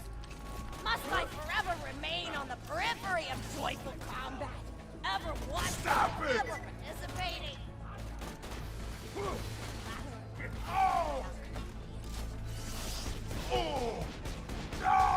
Good morrow, lowly janitor. I heard destiny. Oh, son of a bitch! Oh, hell! Souls that wail in agony as they fly upward through my Fools! What have they to wail about? Their agonies are over, ended at the point of my sword. Mine, however, have only yet begun. For it is lonely at the top, and an unchallenged life is a boring one. Nodon, aside. If only I were able to tell her my true identity, I would give her a fight she would not soon forget. Back to back. Yes, ma'am, boredom is the true tragedy. May you one day find challenge in combat. Stooping, Nodon picks up a giant two-armed bastard sword with almost no effort. Valkyrie aside. What is this? Excellent, Nodon. Stage left. Valkyrie. What strength this janitor possessed? Who is he to pick up a bastard sword with but 2 fingers? What hidden power does he hold? What secrets does he keep? I will endeavor to uncover his past in the hopes that our swords may cross in battle! Exeunt, Valkyrie. End of Scene 1. Scene 2. The interior of the governor's house. The table is set with myriad teas and biscuits. Oh, I'm so sorry. I didn't even ask you for the feedback on the first scene. Did you like it? Oh, wonderful. I'll continue then. Scene 2. The governess enters from stage left. Governess. I refuse to respond to these absurd accusations. Her husband looks at her quizzically. Governor. And what accusations may those be? Governess. Actually, you know what? I don't think I'm ready to get feedback on the play yet. But what about you? What are you up to? Tell Grandma Flexington all about it. I bet you've had some amazing adventures. Mr. Torg told me about the time you all played bunkers and badasses together. He said it was one of the most fun and welcoming experiences of his life. Grandpa! You're embarrassing me! Sorry, sweetie, but really, you and the Vault Hunters are his first real pals. It wasn't easy for Mr. Torg to make friends at school when he had facial hair at age 8, pecs at 8.5, and dead parents by age 9. People found him intimidating. But I told him that he should be thankful for the fact that he looks different. Anyone who wouldn't be friends with you based on appearance wouldn't be a very good friend anyway. But he really does like hanging out with all of you. Most people these days want Torg to pose for pictures or blow something up by flexing at it. It's not often he gets to sit down and play games with people. Oh, speaking of games, did you play Going Back to the House yet? It's a new echo simulation about exploring a log cabin you lived in when you were a kid. There's no violence or anything. You just walk around looking at cereal boxes and remembering people you made out with. I really like where Echo Sims have gone in the past few years, don't you? There seem to be a lot more of them with interesting things to do beyond shooting people, and the writing has gotten so tight and concise. For instance, did you ever play The Samurai's Marker? The whole game's story was delivered through haiku. Did Zero write it or something? No, I'm just joshing. I know you're too busy for that. But oh yeah, I was playing at the end of the pointed gun last night on my Echo Sim player, and She really does not stop. it's about a guy who punches people and smacks himself in the face with doors. Easily one of the best punch-related comedy sims ever.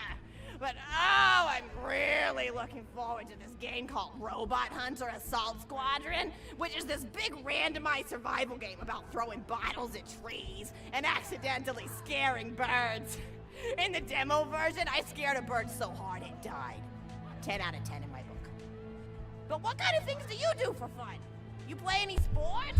Look like you might be into some of the more extreme stuff, like spine hurdling or psycho head volleyball.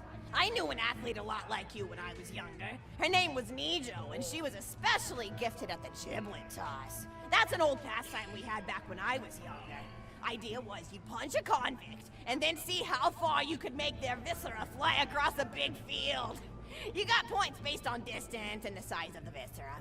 She won the final round of the giblet toss championship by getting a left eyeball to cross the 300-meter mark. They said she was juicing with iridium, but I think they were just angry that she dethroned the reigning champ, misogynistic Jeff. People really liked him for some reason. Hey, what's your favorite food? Mine's burgers, personally. People look at you like you're a pleb or something when you say you like burgers, but just think of all the things you can do with them. You can change out the patty, play around with the toppings, change what sides you have. You ever have a burger with veggie chips? Gosh, I all but forgot about fries for about a year after I discovered the veggie chip combo. And I'm not a vegetarian or anything, but those veggie patties they make on the more upper class worlds are crazy good. Better than real meat if you cook it right. Mr. Torg tried to be vegetarian once after he saw a fluff bear get run over by a truck. How long did you last again? 12 seconds! Barely even finished the word vegetarian before he lunged at a skag shoe I was holding in my left hand. Nearly lost a finger. Granted, he's always been partial to skag shoes or skag bacon. Don't know why, since I always felt like skags tasted like old tires and vomit. But to each his own.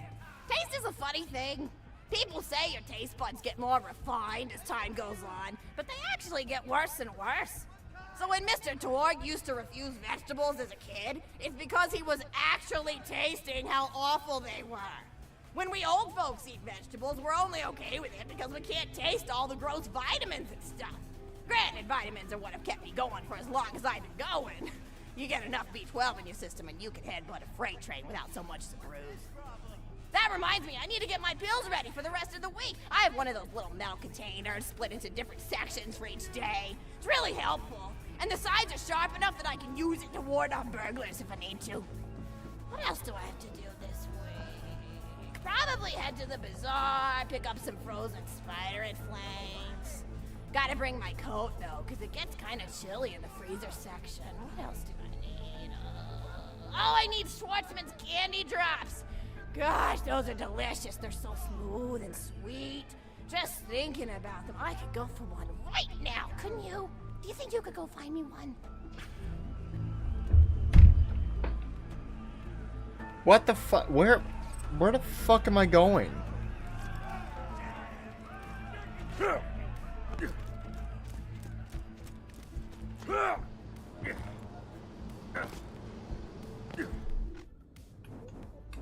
Where am I going?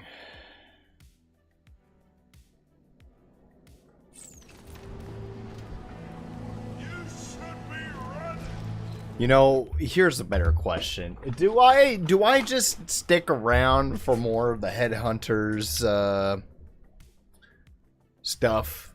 Or do I just strictly move on to the next DLC? Because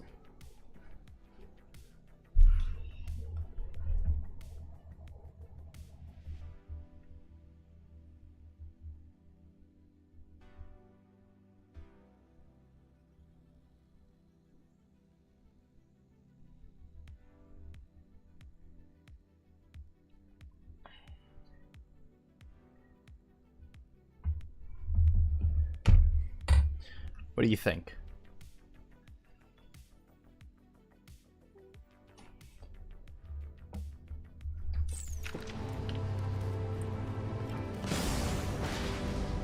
Okay.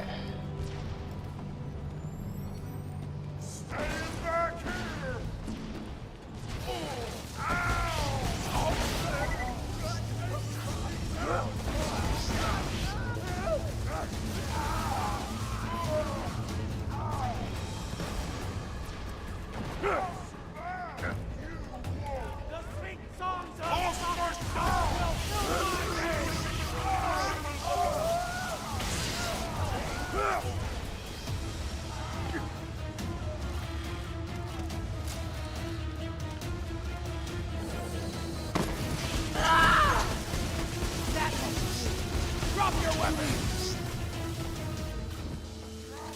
Lost my shield! Go to hell!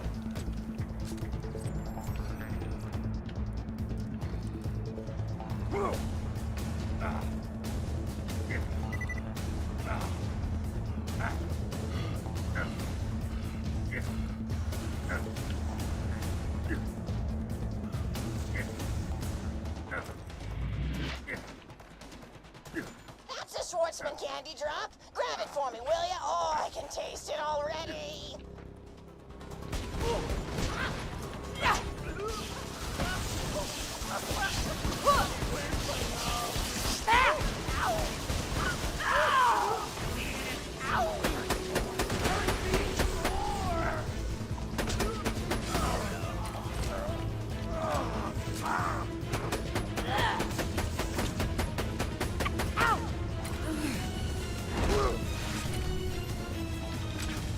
Oh, wonderful. Bring it back here and I'll finish my story.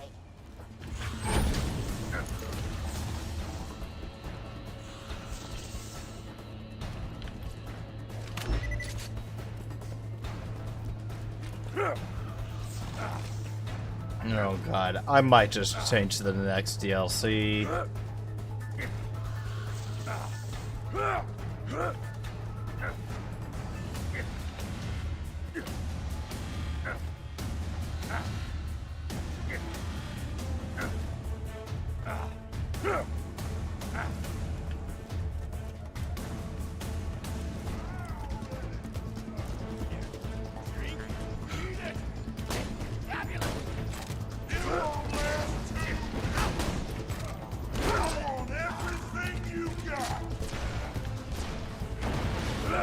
High quality, low prices, and no questions asked. Here you go! I'm sure we'll be doing it.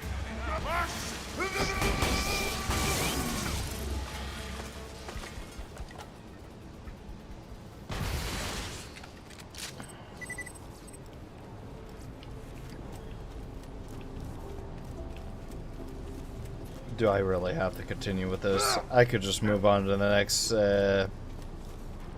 headhunters.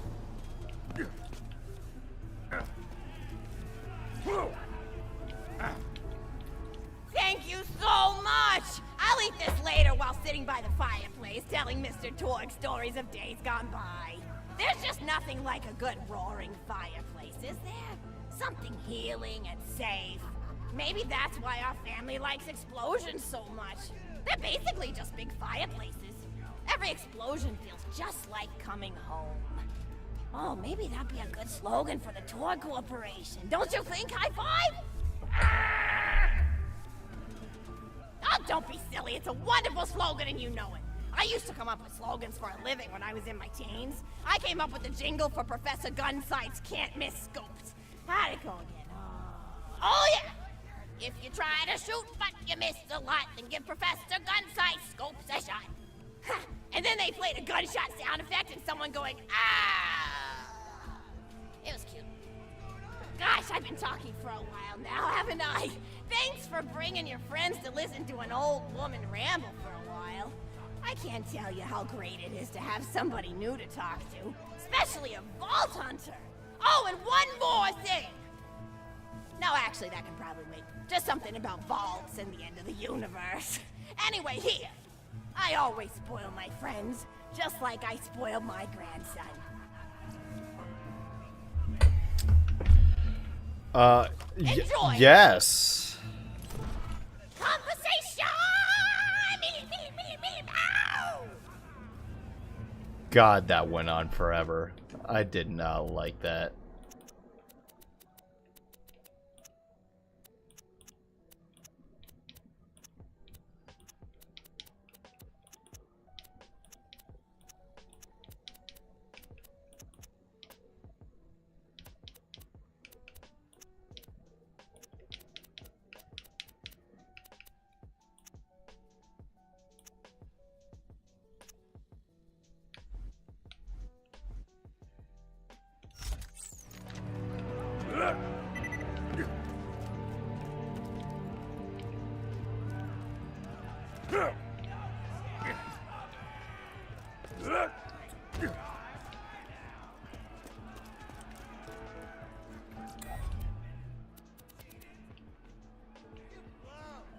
The fuck is this?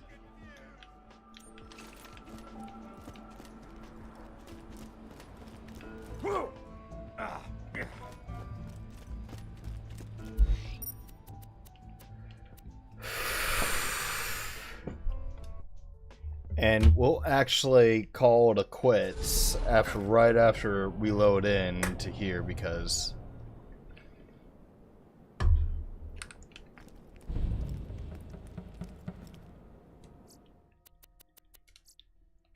we'll save, quit, but we'll go back into it, see where we are.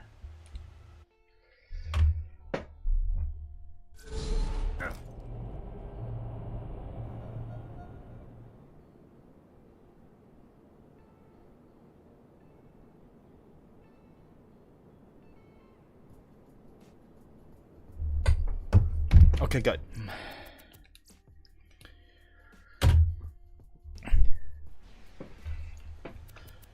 That was a nice, shorter session today for Borderlands 2. I enjoyed it. Even if talking to the grandma was